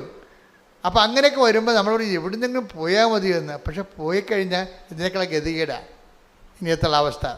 കാരണം നമ്മുടെ ഈ 3 സെൻറ്റ് സ്ഥലവും ഈ പെരയും വിറ്റ കിട്ടുന്ന കാശ് കൊണ്ട് ഇനിയൊരു വീടും സ്ഥലവും മേടിക്കാൻ പറ്റത്തില്ല. അതാണ് പ്രശ്നം, അതാണ് എൻ്റെ അത് വിഷയം. അപ്പം അങ്ങനെ വരുമ്പോൾ പിന്നെ എന്തു ചെയ്യും? ഇത് മാറുന്നില്ല, മാറാത്തൊരു തിന്മയല്ലേ, ഇതിനെന്ത് ചെയ്യും? അപ്പം നിങ്ങൾ പ്രാർത്ഥിക്കണം അയൽവാസിക്ക് ഇടിവെട്ട് കൊള്ളണമെന്നല്ല പ്രാർത്ഥിക്കേണ്ടത്. ആൾക്കാർ പറഞ്ഞു കർത്താവേ ഇവിടെ എല്ലാം ഇടിവെട്ട് കൊള്ളണം, ഈ പിയാജിൻ്റെ തല ഇടിവെട്ട് കൊള്ളണമല്ല എന്നാണ് പ്രാർത്ഥിക്കേണ്ടത്. അങ്ങനെയല്ല പ്രാർത്ഥിക്കേണ്ടത്. എന്താണ്? ഗെത്സമനിയിലെ അങ്ങേ ശക്തിപ്പെടുത്തി അതേ മാലാഖയാൽ എന്നെ ശക്തിപ്പെടുത്തണമേ എന്ന് പ്രാർത്ഥിച്ച് ഗെത്സമനിയിലെ അങ്ങേ ശക്തിപ്പെടുത്തിയ അതേ ദൈവശക്തിയാൽ എന്നെ അഭിഷേകം ചെയ്യണമേ. ശ്രദ്ധിക്കട്ടെ. ഹല്ലേലൂയ. വേദനയുടെ സമയത്ത് തീക്ഷ്ണമായി പ്രാർത്ഥിച്ച് ദൈവകൃപ കരയേറ്റുവാൻ ഈ ആരാധനയിലൂടെ ഞങ്ങൾക്ക് പ്രത്യേക അഭിഷേകം നൽകണമേ. ഹല്ലേലൂയ. മഹത്വം മഹത്വം. ദേവപിതാവേ നന്ദി, ദേവപിതാവേ ആരാധന. കൃപമതിയേ കൃപമതിയേ അളവില്ലാത്ത കൃപമതിയേ കൃപമതിയേ കൃപമതിയേ അളവില്ലാത്ത കൃപമതിയേ. ജീവിതത്തിൽ ഉണ്ടാകുന്ന കളർ വ്യത്യാസങ്ങൾ, കാലാവസ്ഥാ ഭേദങ്ങൾ, അതിനെ സുവിശേഷ വിഹിതമായി എങ്ങനെ സമീപിക്കണം, എങ്ങനെ ആത്മാവിൽ അഭിഷേകം പ്രാപിക്കണം എന്നൊക്കെയാണ് ഇപ്പോൾ പരിശുദ്ധാത്മാവ് കർത്താവിൻ്റെ തിരുവുദ്ധാനത്തിൻ്റെ ഫലങ്ങളുടെ ഭാഗമായിട്ട് പറഞ്ഞുകൊണ്ടിരിക്കുന്നത്. ഇപ്പോൾ ഇതിൻ്റെ വിഷയം നമ്മൾ തുടങ്ങി എങ്ങനെയാണ്? അതായത് നിങ്ങൾ യേശു ക്രിസ്തു, കൊളോസ്യൻസ് 3:1 വായിച്ച് ശ്രുതികട. ഹല്ലേലൂയ. ക്രിസ്തുവിനോടൊപ്പം ക്രിസ്തുവിനോടൊപ്പം നിങ്ങൾ ഉയർപ്പിക്കപ്പെട്ടെങ്കിൽ ദൈവത്തിന്റെ വലതുഭാഗത്ത് ഉപവിഷ്ടനായിരിക്കുന്ന ക്രിസ്തു വസിക്കുന്ന ഉന്നതത്തിലുള്ളവയെ അന്വേഷിക്കുവിൻ. എന്തെങ്കിലും ഒരു വിഷയം ഇവിടെ നമുക്ക് പരിഹാരം കാണുന്നില്ല എന്ന് കണ്ടാൽ പിന്നെ എന്ത് ചെയ്യണം? കർത്താവിൻ്റെ തിരുവുദ്ധാനത്തിൻ്റെ കൂടെ ഇത് കാഴ്ചവെച്ചിട്ട് എനിക്ക് എൻ്റെ നിത്യബഹുമതിക്ക് വേണ്ടി അത് കാഴ്ചവെക്കണമെന്ന് പറയണം. പിടിയിട്ടില്ല. അത് സ്റ്റീഫൻ അങ്ങനെ ചെയ്തത്. സ്റ്റീഫന് ആദ്യത്തെ രക്തസാക്ഷി ആരാണ്? സ്റ്റീഫൻ എസ്തപ്പാനോസ് അല്ലേ? എസ്തപ്പാനോസിന് ഇതുപോലെ ചുറ്റും നിന്ന് കർത്താവിനെ പ്രഘോഷിച്ചതിൻ്റെ പേരിൽ ചുറ്റും നിന്ന് കല്ലെറിയുകയും. അപ്പോൾ എസ്തപ്പാൻ ഇതാണ് ചെയ്തത്. എസ്തപ്പാൻ ചെയ്തത് കണ്ടു പഠിച്ചതിലാണ് ഈ പൗലോസ് അന്ന് അവിടെ സാവൂളായിട്ട് നിൽപ്പുണ്ടായിരുന്നത്. അന്ന് എസ്തപ്പാനെ കൊന്നതിൻ്റെ കൂട്ടത്തിൽ ഒരു സാക്ഷികൾ ഉടുപ്പ് ഉരുവെച്ചത് ഈ സാവൂളിൻ്റെ അടുത്താണ്. അപ്പോൾ എസ്തപ്പാൻ എല്ലാവരും എസ്തപ്പാനെ ഇങ്ങനെ ആൾക്കാർ കല്ലെറിഞ്ഞ് കൊല്ലണ സമയത്ത് എസ്തപ്പാൻ മേലോട്ട് നോക്കിയായിരുന്നു. മേലോട്ട് നോക്കിയപ്പോൾ ഇപ്പോൾ എസ്തപ്പാൻ സ്വരത്തെ വിളിച്ച് പറഞ്ഞായിരുന്നു, കല്യാണം പടപടാന്ന് വന്ന് കൂടണത് തല പൊട്ടിക്കൊണ്ടിരിക്കുകയാണ്, മരിച്ചുകൊണ്ടിരിക്കുകയാണ്. അപ്പോൾ എസ്തപ്പാൻ മേലോട്ട് നോക്കിയപ്പോൾ പറഞ്ഞ്, സ്വർഗം തുറന്നിരിക്കണം ഞാൻ കാണുന്നുണ്ട്, പിതാവിൻ്റെ വലത് ഭാഗത്ത് മനുഷ്യപുത്രൻ ഇരിക്കണമെന്ന്. എന്നിട്ട് പറയും യേശുവേ എന്ന് പറഞ്ഞിട്ട് തിരുവുദ്ധാനം ചെയ്ത് യേശുവിനെ സ്വർഗത്തിൽ എസ്തപ്പാൻ കാണും. പറയും യേശുവേ യേശുവേ ഈ തെറ്റുകൾ ഇവർക്ക് കാര്യങ്ങൾ അറിയാൻ പാടില്ല എന്നെ കൊല്ലണത്, അത് ഇവരുടെ മേൽ ചുമത്തരുത് എന്ന് പറഞ്ഞ് ഇവർക്ക് വേണ്ടി പ്രാർത്ഥിക്കും. അത് ഈ സാവുള് കേൾക്കും. ആ ഭാഗത്ത് വായിച്ചേ. അപ്പോസ്തല പ്രവർത്തനം 7:55. എന്നാൽ അവൻ പരിശുദ്ധാത്മാവിനാൽ നിറഞ്ഞ് സ്വർഗത്തിലേക്ക് നോക്കി ദൈവത്തിന്റെ മഹത്വം ദർശിച്ചു. അതാണ് സ്റ്റീഫനെ കല്ലെറിഞ്ഞപ്പോഴ് അവൻ്റെ തല പൊട്ടി തലച്ചോർ ചെതറണ സമയത്ത് അവനവരെ തന്തയ്ക്ക് വിളിക്കുകയും തെറിവിളിക്കുകയല്ല ചെയ്തത്. സാവുൾ എന്ന് പറയുന്ന പൗലോസ് അപ്പോസ്തലൻ്റെ ആദ്യ വേർഷൻ പുള്ളിയുടെ ഗൃഹസ്ഥാശ്രമ കാലത്ത് സംഭവിച്ചതാണ്. അപ്പോഴും സാക്ഷികൾ വായിച്ച് 7:58 അവർ അവനെ നഗരത്തിന് പുറത്താക്കി കല്ലെറിഞ്ഞു. സ്റ്റീഫനെ നഗരത്തിന് പുറത്താക്കി കല്ലെറിഞ്ഞു. സാക്ഷികൾ തങ്ങളുടെ കല്ലെറിയാൻ നേരത്തെ ആചാരം അനുസരിച്ച് അവരുടെ വസ്ത്രങ്ങൾ മാറ്റിയിട്ട് അവര് കല്ലെറിയാൻ വേണ്ടി പോവുകയാണ്. ആ സാക്ഷികൾ തങ്ങളുടെ വസ്ത്രങ്ങൾ സാവുൾ എന്ന ഒരു യുവാവിന്റെ കാൽക്കൽ അഴിച്ചു വെച്ചു. ഈ സാവുളാണ് പൗലോസ് അപ്പോസ്തലൻ. അങ്ങനെ അന്ന് കൊല്ലണ കൂട്ടത്തിൽ കൂടിയ ആളാണ്. ഈ സാവൂളിൻ്റെ കാൽക്കൽ സാക്ഷികൾ വസ്ത്രങ്ങൾ അഴിച്ചു വെച്ചു. അപ്പോൾ സാവൂൾ കണ്ട കാഴ്ചയാണ് എന്താണ്? സ്റ്റീഫൻ മേലോട്ട് നോക്കണ കണ്ടായിരുന്നു. എന്നിട്ട് ആരെ കണ്ട്? എന്നിട്ട് ശിവൻ പറഞ്ഞു, സ്വർഗം തുറന്നിരിക്കണ കാണുന്നുണ്ട്, പിതാവിൻ്റെ വലതു ഭാഗത്ത് ഞാൻ സ്നേഹിക്കുന്ന, എനിക്ക് എന്നെ വീണ്ടെടുത്ത കർത്താവ് ഉയർത്തെന്നേറ്റ് അവൻ്റെ കൂടെ വസിക്കുന്നു എന്ന് പറയും. കർത്താവേ, ഈ തെറ്റ് ഇവർ കാണിക്കുന്ന കാര്യങ്ങൾ, എൻ്റെ കൊലപാതകം പോലും ഇവരുടെ മേൽ അങ്ങ് ചിന്തരുത്. അങ്ങ് കുറിച്ച് കിടന്ന് പ്രാർത്ഥിച്ചപ്പോൾ ഞാൻ പ്രാർത്ഥിക്കുകയാണ്, ഈ തെറ്റുകൾ ഇവരുടെ മേൽ ചിന്തരുത് എന്ന് പറയും. അപ്പം അന്ന് അത് കേട്ട്, അത് ആരാണ് കേട്ടത്? സാവൂളാണ് കേട്ടത്. സാവൂൾ അന്നും ഒരു സംഭ്രമമായിപ്പോയി. കാര്യം സാവൂൾ ഒരിക്കലും കേൾക്കാത്തൊരു സംഭവമാണ്. കൊല്ലുന്നവൻ, കൊല്ലപ്പെടുന്നവൻ ഇര വേട്ടക്കാരന് വേണ്ടി പ്രാർത്ഥിക്കണേ. എന്തൊരു കഥയാണ്! അതാണ് ക്രിസ്ത്യാനിറ്റി എന്ന് പറയണത്. ഇര വേട്ടക്കാരന് വേണ്ടി പ്രാർത്ഥിക്കുന്ന സാവൂള്,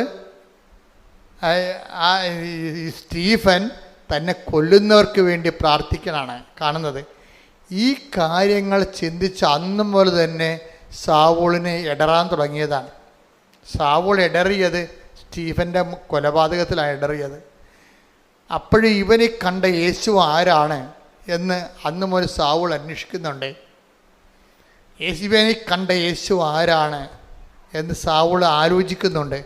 അങ്ങനെ ആലോചിച്ച് പോണ സമയത്ത് തന്നെ ടക്ക് എന്നൊരു മിന്നൽ പിണർ വീണിട്ട് സാവൂൾ നിലത്തിലൂടെ പറയും, നീ പീഡിപ്പിക്കുന്ന ഈശോ ആണ് ഞാൻ എന്ന് പറയും. എന്ന് വെച്ചാൽ എൻ്റെ അർത്ഥം, നീ പീഡിപ്പിക്കുന്നതല്ല, നീ അന്വേഷിക്കുന്ന ആളാണ് ഞാൻ. നീ ഇപ്പം പീഡിപ്പിക്കുന്നു, പക്ഷേ എന്നാലും നീ എന്നെ അന്വേഷിക്കുന്നുണ്ട്. സ്റ്റീഫൻ്റെ അന്ത്യമായ യാത്രയിൽ അവൻ നിലപാടെടുത്തില്ലേ? അവൻ ശത്രുക്കൾക്ക് വേണ്ടി പ്രാർത്ഥിച്ചുകൊണ്ട് തന്നെ പീഡിപ്പിക്കുന്നവരെ ആശീർവദിച്ച സുവിശേഷത്തിൻ്റെ ശക്തി സ്റ്റീഫൻ കാണിച്ചില്ലേ? അന്ന് മുതൽ സാവൂൾ, നീ എന്നെ അന്വേഷിക്കുകയായിരുന്നു. നീ പീഡിപ്പിക്കുന്ന യേശു എന്നതിനേക്കാളുപരി അന്ന് സാവൂൾ തർജ്ജമ ചെയ്ത് മനസ്സിലാക്കിയത്, നീ അന്വേഷിക്കുന്ന യേശുവാണ് ഞാനെന്നാണ്. നീ അന്വേഷിക്കുന്ന യേശുവിനെ തന്നെയാണ് അവൻ സ്വർഗത്തിലേക്ക് നോക്കിയത്. അതുകൊണ്ടാണ് സാവൂൾ പിന്നീട് പറയണത്, കൊളോസ്യ ലേഖനം എഴുതുമ്പോൾ തൻ്റെ അനുഭവങ്ങളാണ് പറയണത്. എന്താണ്? നിങ്ങൾ ക്രിസ്തുവിനോടുകൂടി ഉയർപ്പിക്കപ്പെട്ടെങ്കിൽ, പറഞ്ഞേ, നിങ്ങൾ ക്രിസ്തുവിനോടുകൂടെ ഉയർപ്പിക്കപ്പെട്ടെങ്കിൽ ഉന്നതങ്ങളിലെ കാര്യങ്ങൾ അന്വേഷിക്കുവേൻ. ഉന്നതങ്ങളിലെ കാര്യങ്ങൾ അന്വേഷിക്കുവേൻ. അപ്പം നമ്മൾ ഈ വചനം കേൾക്കുന്നതിൻ്റെ ഉദ്ദേശം എന്താ? ചിലർ പള്ളിയിൽ നിന്ന് മാറാതെ നടക്കുന്നതിൻ്റെ ഉദ്ദേശം എന്താണ്? ഉന്നതങ്ങളിലെ കാര്യങ്ങൾ അന്വേഷിക്കാനാണ്. അതാണ് വിഷയം. എന്തെങ്കിലും ക്ലേശങ്ങൾ ഉണ്ടാകുമ്പോൾ നമുക്ക് അടിസ്ഥാന ഘടകം എന്താണ്? നമ്മളെ വീണ്ടെടുക്കാനുള്ള ഉന്നതങ്ങളിലെ കാര്യങ്ങളാണ്. ഉടമ്പടിയും അന്വേഷിക്കണത് എന്താണ്? ഉന്നതങ്ങളിലെ കാര്യങ്ങളാണ്. എന്നുവെച്ചാൽ ഈ വിഷയത്തെക്കുറിച്ച് ദൈവിക നിലപാട് എന്താണ്? ഇത് മാറ്റാൻ പറ്റുന്നതാണെങ്കിൽ അവർക്ക് വീഞ്ഞില്ല എന്ന് പറഞ്ഞപ്പോഴേ വായ്പ വാങ്ങിക്കാനും വാടകയ്ക്കെടുക്കാനും കഴിവുണ്ടായിട്ട് പോലും കർത്താവ് അത് കണക്കാക്കാതെ വെള്ളം വീഞ്ഞാക്കി കൊടുത്തെങ്കിലേ നിൻ്റെ എല്ലാ വിഷയങ്ങൾക്കും പരിഹാരമുണ്ട്. നിൻ്റെ വിഷയങ്ങൾക്ക് എന്തിനെങ്കിലും പരിഹാരമില്ലെങ്കിൽ അത് നീ അന്വേഷിക്കേണ്ടത് തിരുവുദ്ധാനത്തിൽ കൃപയായി ആർജിക്കാൻ വേണ്ടി ദൈവത്തിൻ്റെ കുറിച്ച് സന്തോഷം സ്വീകരിച്ചുകൊണ്ട് ഉയർത്തുന്നതിൻ്റെ കർത്താവിനെ നോക്കിക്കൊണ്ട് വേണം നീ മുന്നോട്ട് നടക്കാൻ. കൈയടിച്ച് ശ്രദ്ധിക്കട്ടെ.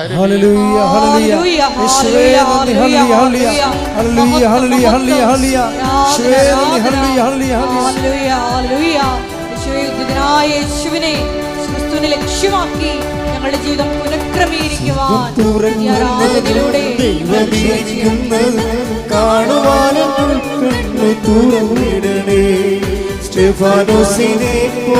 എന്നുമെന്നും ഞങ്ങളെ സത്യത്തിന്റെ സാക്ഷികളാക്കണമേ. സ്വർഗം തുറക്കുന്നത് ദൈവമിരിക്കുന്നത് കാണുവാനും കണ്ണു തുറന്നിടണേ. സ്റ്റെഫാനോസിനെ പോൽ എന്നുമെന്നും ഞങ്ങളെ സത്യത്തിന്റെ സാക്ഷികളാക്കണമേ. നിറയണമേ നിറയണമേ, കവിയണമേ കവിഞ്ഞൊഴുകണമേ.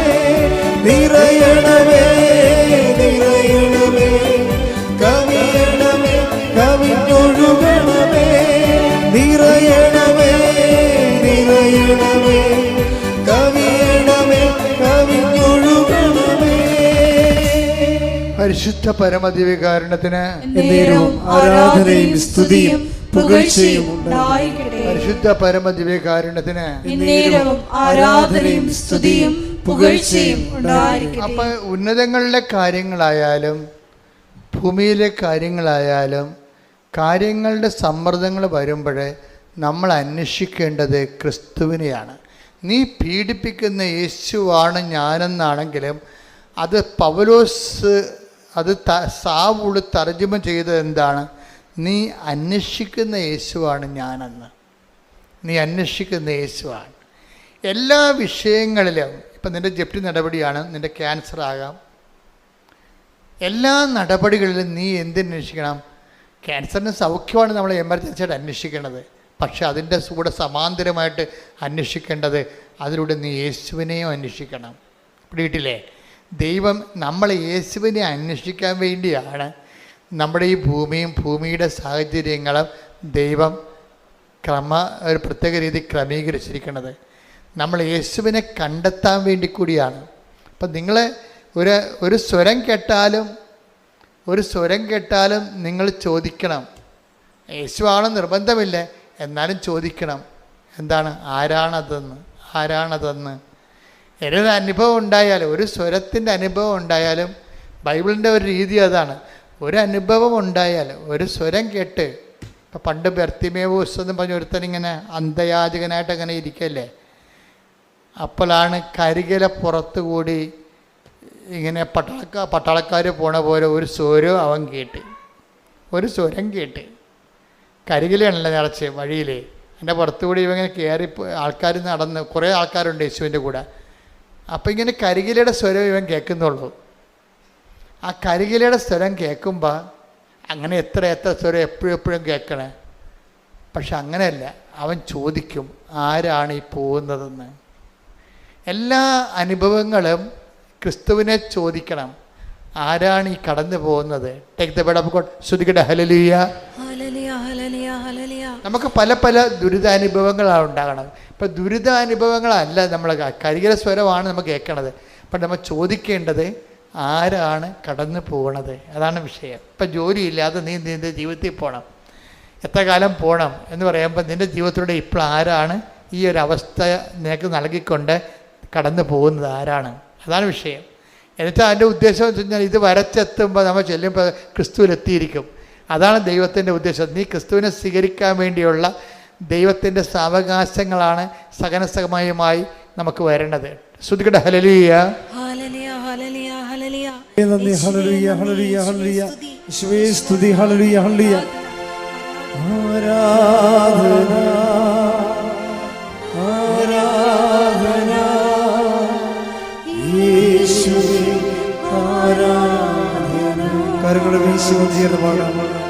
ആരാധന, ആരാധന യേശുവേ, ആരാധന.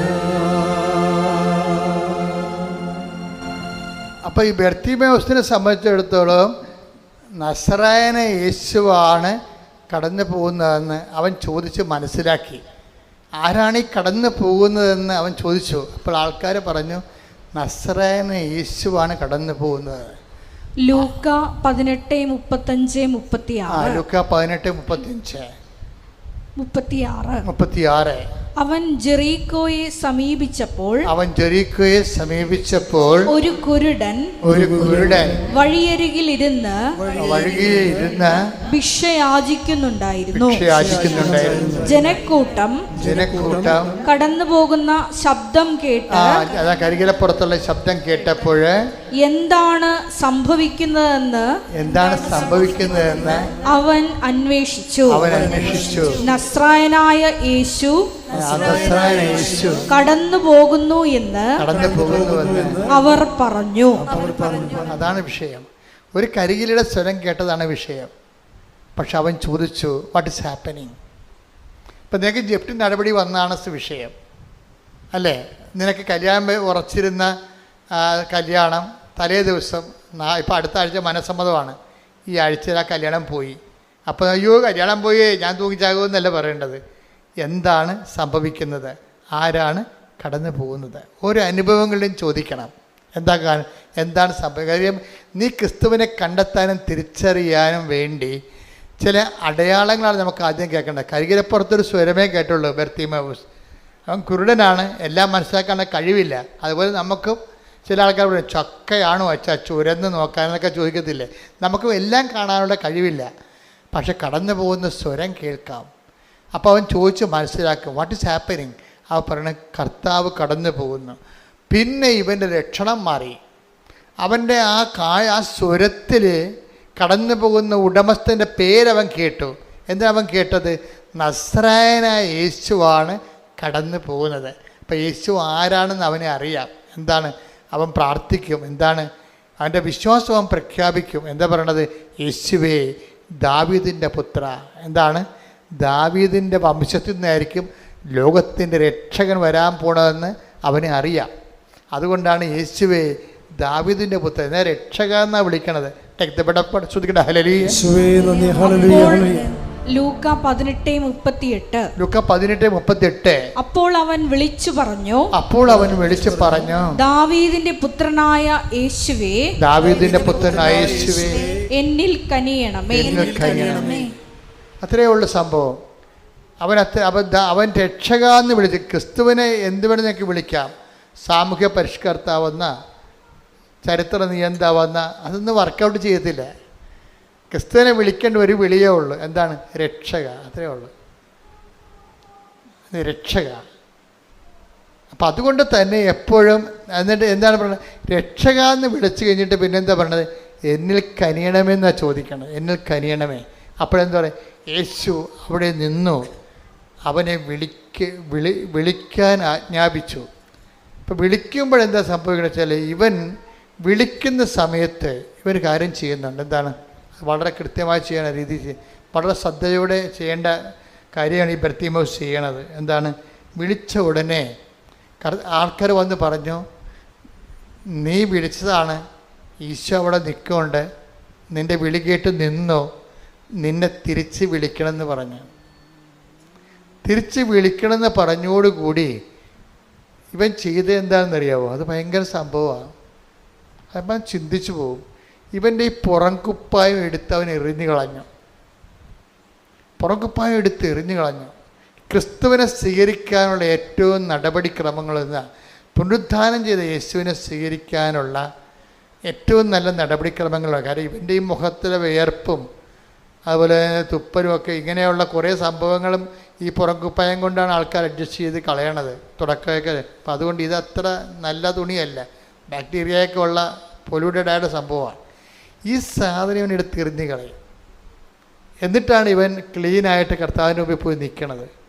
അപ്പോഴും കർത്താവ് അവനോട് ചോദിക്കുന്ന ഒരു ചോദ്യമുണ്ട്.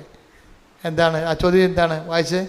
യേശു ചോദിച്ചു ഞാൻ നിനക്ക് വേണ്ടി എന്തു ചെയ്യണമെന്നാണ് നീ ആഗ്രഹിക്കുന്നത്? അതാണ് വിഷയം. ഇപ്പം എല്ലാവർക്കും ഒരു കാര്യമല്ല ചെയ്യണത്. ഇപ്പം നിൻ്റെ ഉടമ്പടിയിൽ നിൻ്റെ നിയോഗമായിരിക്കത്തില്ല നിൻ്റെ അനിയത്തിലെ നിയോഗം. അപ്പോൾ എപ്പോഴും നമ്മളെ പർട്ടിക്കുലറായിട്ടുള്ള നമ്മുടെ ആവശ്യങ്ങളെ ദൈവം മാനിക്കും എന്നുള്ളതിൻ്റെ സൂചനയാണത്. ആ വചനം എത്രയാണെന്ന് നോക്കിയേ. ശ്രദ്ധിക്കട്ടെ. ഹല്ലേലൂയ. 10:51. ഒന്നിന് വായിച്ചേ. അതായത് മർക്കോസ് 10:51. യേശു ചോദിച്ചു ഞാൻ നിനക്ക് വേണ്ടി എന്തു ചെയ്യണമെന്നാണ് നീ ആഗ്രഹിക്കുന്നത്? ഇതാണ് നമ്മുടെ ഒരു പിടിവള്ളി എന്ന് പറയണത്. നമുക്ക് എന്തും കർത്താവിനോട് ചോദിക്കാവുന്നത് ഈ വചനം വെച്ചാണ്. കാര്യം നിൻ്റെ അനിയത്തിയുടെ ആവശ്യമായിരിക്കത്തില്ല ചേച്ചിക്കുള്ളത്, ആ ചേച്ചിയുടെ ആവശ്യമായിരിക്കും അമ്മയ്ക്കുള്ളത്, എല്ലാം വ്യത്യസ്തമായിരിക്കും. അതുകൊണ്ടാണ് ചോദിക്കണത് ഞാൻ നിനക്ക് വേണ്ടി എന്ത് ചെയ്ത് തരണമെന്നാണ് നീ ആഗ്രഹിക്കുന്നത്. അപ്പോൾ നിൻ്റെ ആഗ്രഹം എന്താണെന്നാ അത് ഭയങ്കര ചോദ്യമാണ്. നിങ്ങളൊന്ന് പറഞ്ഞേ. ഞാൻ നിനക്ക് വേണ്ടി എന്ത് ചെയ്ത് തരണമെന്നാണ് നീ ആഗ്രഹിക്കുന്നത്. എൻ്റെ അർത്ഥം വെച്ചാൽ നമ്മുടെ നിയോഗങ്ങളെല്ലാം നിറവേറുമെന്നല്ല എൻ്റെ അർത്ഥം. അതല്ല എൻ്റെ അർത്ഥം. നമ്മുടെ നിയോഗങ്ങളെല്ലാം ഇപ്പം നമ്മുടെ ഏറ്റവും കാതലായ ആവശ്യമാണല്ലോ നമ്മളെ നിയോഗത്തിലിടുന്നത്. അതിനെ കർത്താവ് ചോദിക്കും ഞാൻ നിനക്ക് വേണ്ടി എന്ത് ചെയ്തു തരണമെന്നാണ് നീ ആഗ്രഹിക്കുന്നത് എന്ന് വെച്ചാൽ നിൻ്റെ ആഗ്രഹം പോലെ ഞാൻ നിന്നെ സഹായിക്കാം. അതെന്തൊരു സംഭവമാണത്. ഉടമ്പടിയുടെ എല്ലാ വിഷയത്തിൻ്റെ പേരും തീരുമാനം ഉണ്ടാകുന്നത് ഈ ഒരൊറ്റ വചനത്തിലാണ്. എന്താ കാര്യം? ഞാൻ നിനക്ക് വേണ്ടി എന്ത് ചെയ്തു തരണമെന്നാണ് നീ ആഗ്രഹിക്കുന്നത്, അതുപോലെ സഹായിക്കാമെന്ന്. പക്ഷെ ബർത്തിമേവൂസ് ഒരു ഒന്നൊന്നര ഉരുപ്പടിയാണ്. അവൻ പറയവേ എനിക്ക് നിന്നെ കാണണമെന്ന് പറയും. അതാണ് സംഭവം. എനിക്ക് എൻ്റെ ആഗ്രഹം അനുസരിച്ച് കാണിക്കണമല്ല, എനിക്ക് വേണ്ടത് എന്താണ്? I want to see you. എനിക്ക് നിന്നെ കാണണം. അതിനെന്ത് ചെയ്യണം? എനിക്ക് കാഴ്ച തരണം. Take the bed up. ശ്രദ്ധിക്കട്ടെ. ഹല്ലേലൂയ. ലൂക്ക 18:41. ലൂക്ക 18:41. അവൻ അടുത്തു വന്നപ്പോൾ യേശു ചോദിച്ചു, ഞാൻ നിനക്ക് വേണ്ടി എന്ത് ചെയ്യണമെന്നാണ് നീ ആഗ്രഹിക്കുന്നത്?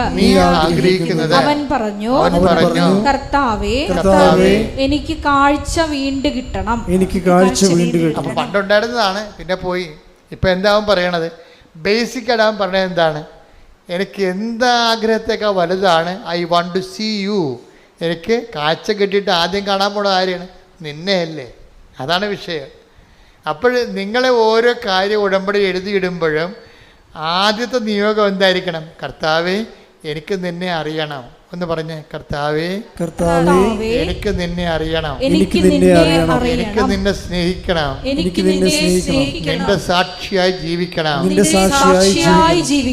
എന്നെ അറിവിന്റെ അനുഭവ തലങ്ങളിലേക്ക് ഉയർത്തണമേ.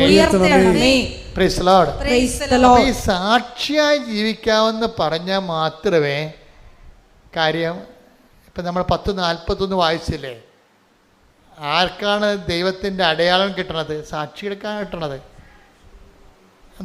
നടപടി പുസ്തകം 10:41 വായിച്ചേ. അപ്പോസ്തല പ്രവർത്തനങ്ങൾ 10:41.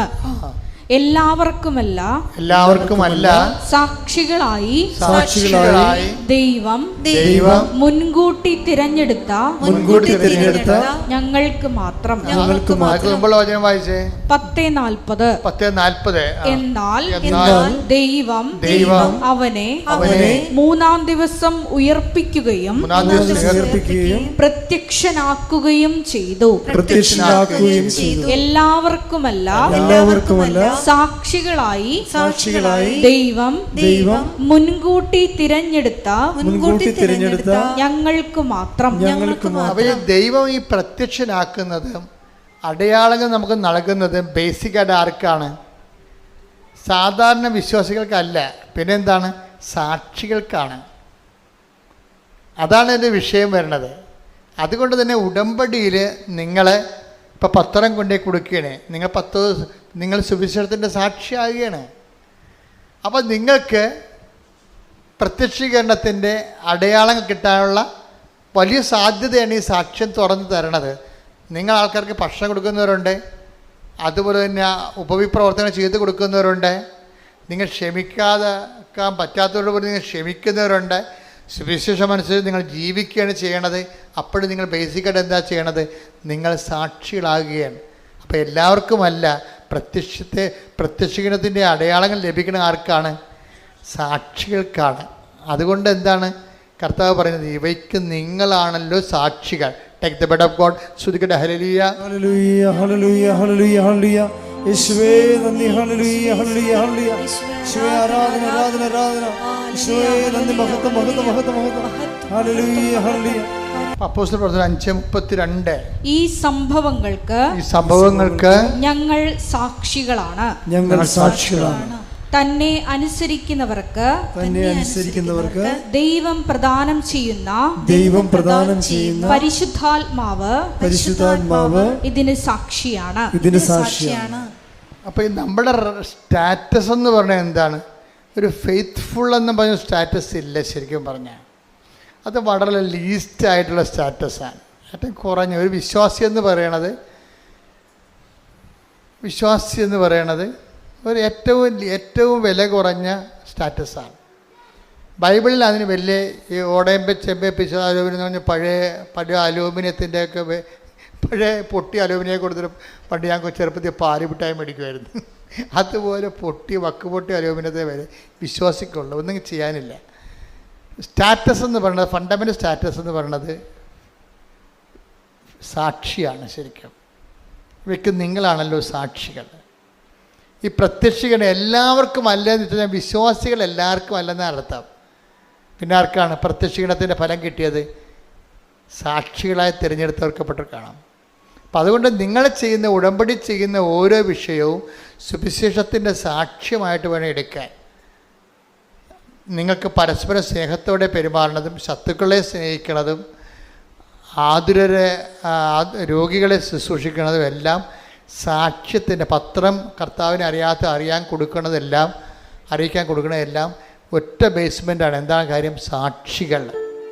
അപ്പം നിങ്ങൾ പ്രാർത്ഥിക്കേണ്ടത് എന്താണ്? ഞങ്ങളെ കർത്താവിൻ്റെ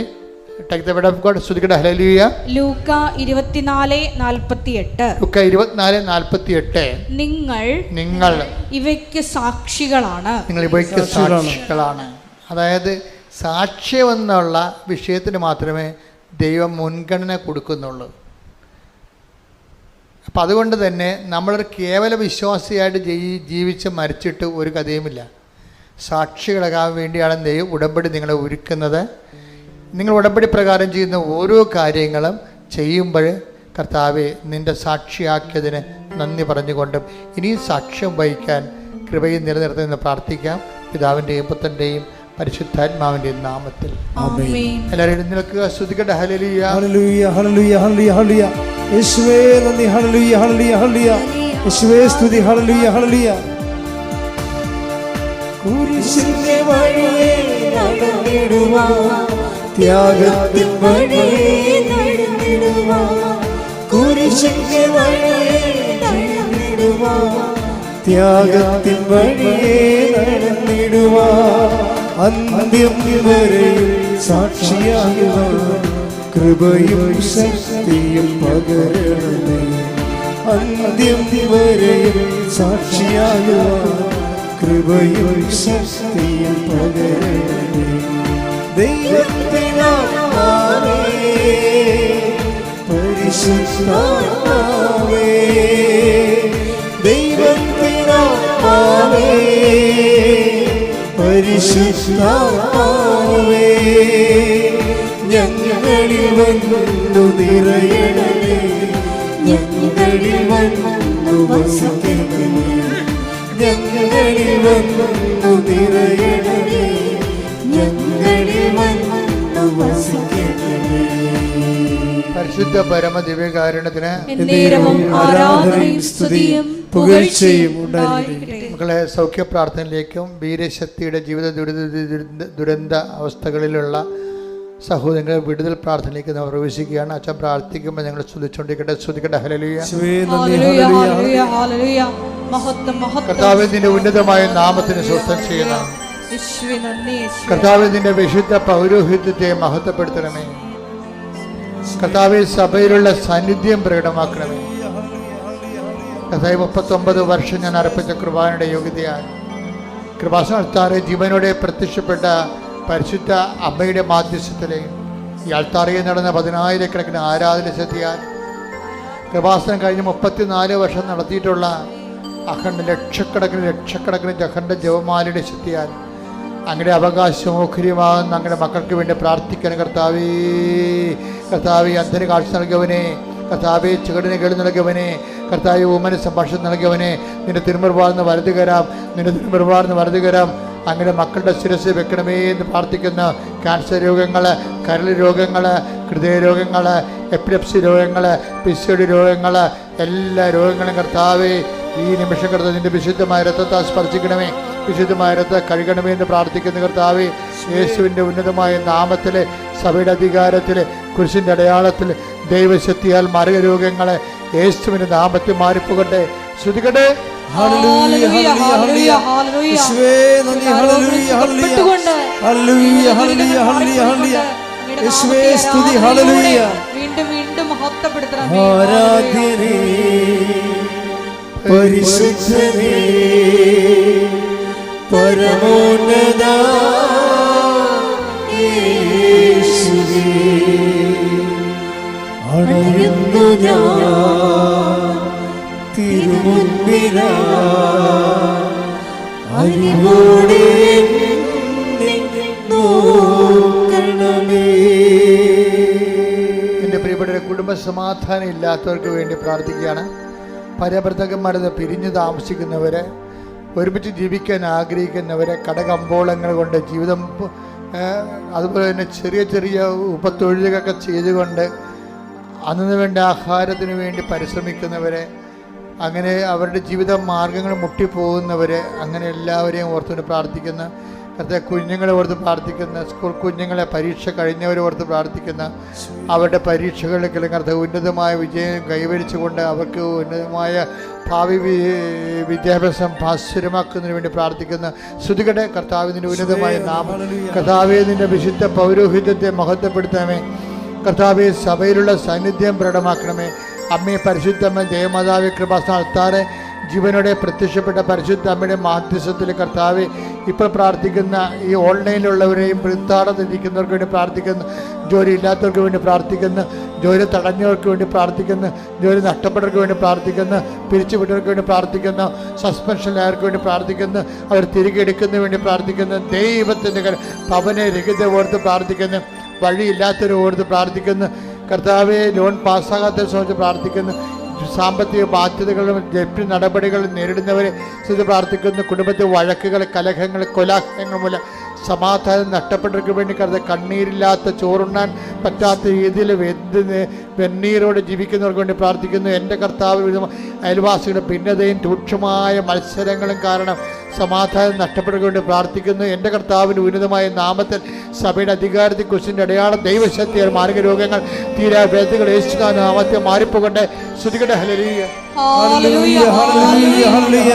യേശുവേ നന്ദി. ഹല്ലേലൂയ, ആരാധ്യനേ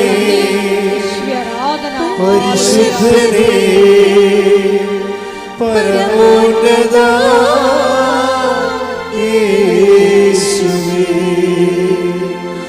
അണയുന്നു ഞാൻ തിരുമുൻപിലാ അറിവോടെ എന്നെ നോക്കണമേ. എൻ്റെ മക്കളെ,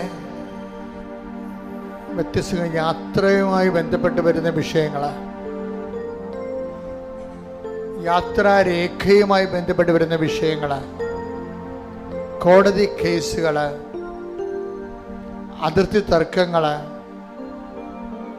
ആഭിചാര ഭയങ്ങൾ, വൈവാഹിക തടസ്സങ്ങൾ, മക്കളില്ലാത്ത അവസ്ഥകൾ, മാറാത്ത രോഗങ്ങൾ, കുഞ്ഞുങ്ങളുടെ പലതരത്തിലുള്ള രോഗങ്ങൾ, ഇങ്ങനെ എല്ലാ മേഖലകളിലും കളഞ്ഞുപോയ വസ്തുക്കൾ, ചതിക്കപ്പെട്ട് വഞ്ചിക്കപ്പെട്ട് അന്യൻ്റെ കയ്യിലാക്കി അന്യാധീനപ്പെട്ടു പോയ സ്വത്തുക്കൾ, ഇങ്ങനെ ഓരോ മേഖലകളിലെ വിഷമം അനുഭവിക്കുന്നവരെ ഇടിമുഴക്കം പോലെ സ്തുതിക്കട്ടെ.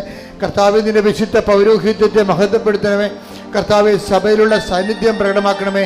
എൻ്റെ കർത്താവിൻ്റെ ഉന്നതമായ നാമത്തിൽ സഭയുടെ അധികാരത്തിൽ കുരിശിൻ്റെ അടയാളത്തിൽ ദൈവത്തിൻ്റെ ശക്തിയായി ഞാൻ എല്ലാ മക്കൾക്ക് വേണ്ടി പ്രാർത്ഥിക്കുന്നു. കർത്താവെ, ജീവിതമാർഗം മുടിഞ്ഞു നിറച്ചു പോയൊരു കർത്താവെ, അതുപോലെ തന്നെ പലതരത്തിലുള്ള കുരുക്കുകൾ, സാമ്പത്തിക കുരുക്കളിൽ അകപ്പെട്ടിരിക്കുന്നവർ, അന്യാധീനപ്പെട്ട സ്വത്തുകൾ, അതുപോലെ തന്നെ ജീവിത ദുരിതങ്ങളിൽ കർത്താവ് വെച്ച പദ്ധതികൾ, ആഗ്രഹിച്ച രീതികളിൽ വന്ന പോരായ്മകൾ, പാളിച്ചകൾ, വിചാരിച്ച പോലെ കാര്യങ്ങൾ നടക്കാത്ത രീതിയിൽ കർത്താവ് പെട്ടെന്ന് എല്ലാത്തിനും പാളിച്ച വന്ന പോലെ ജീവിതത്തിൽ എന്ത് ചെയ്യണമെന്നറിയാൻ പാടാതെ അന്തം വിട്ട് നിൽക്കുന്നവരുടെ മേൽ കർത്താവിൻ്റെ കരുണ ചൊരിയുകയും ഈ ഒറ്റ പ്രാർത്ഥന കൊണ്ട് ദൈവത്തിൻ്റെ കരുണ അവർ ആവശ്യിക്കുകയും സാക്ഷ്യം പറയാൻ അവരെ പ്രാപ്തരാക്കുകയും ചെയ്യുമാർ. അവരുടെ സ്തുതികട്ടെ.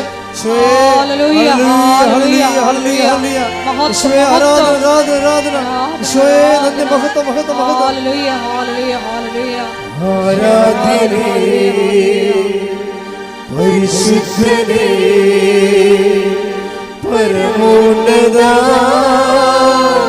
യേശുവേ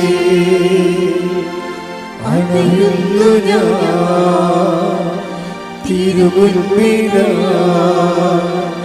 അറിവോടെ എന്നെ നോക്കണമേ.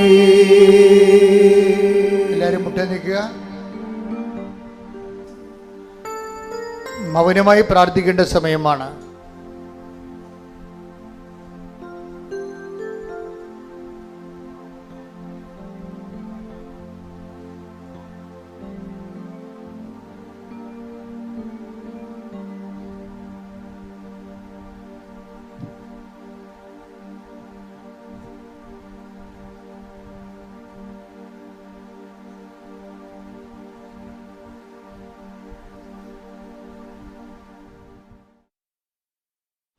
ഒരിക്കൽ കൂടി മരിയൻ ഉടമ്പടിയിൽ സമർപ്പിച്ചിരിക്കുന്ന എല്ലാ വിഷയങ്ങളും ദേവമാതാവിൻ്റെ മധ്യസ്ഥയിൽ ദിവ്യകാരുണ്യ സന്നിധിയിൽ സമർപ്പിച്ച് നമുക്കൊരു നിമിഷം മൗനമായിട്ട് പ്രാർത്ഥിക്കാം.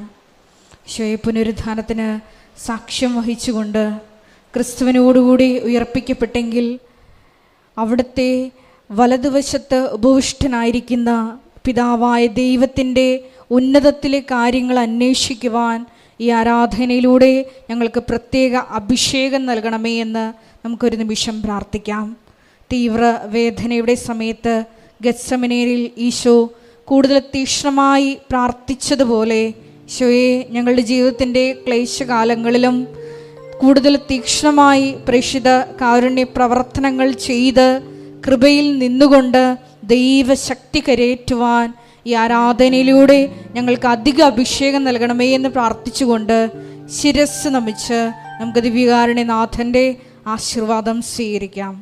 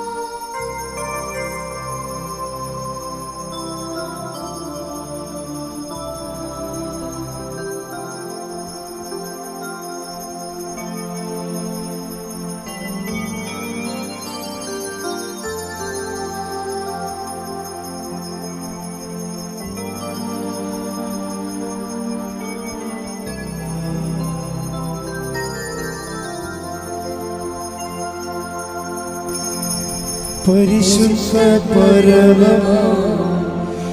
ദിവ്യകാരുണ്യമേ, എന്നുമെന്നും അങ്ങേക്ക് ആരാധന. പരിശുദ്ധ പരമ ദിവ്യകാരുണ്യമേ, എന്നുമെന്നും ആരാധന. പരിശുദ്ധ പരമ ദിവ്യകാരുണ്യമേ,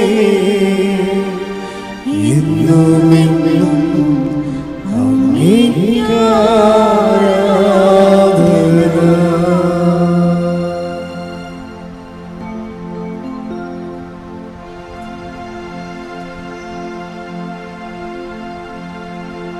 ആവേ ആവേ ആവേ മരിയ, ആവേ ആവേ ആവേ മരിയ.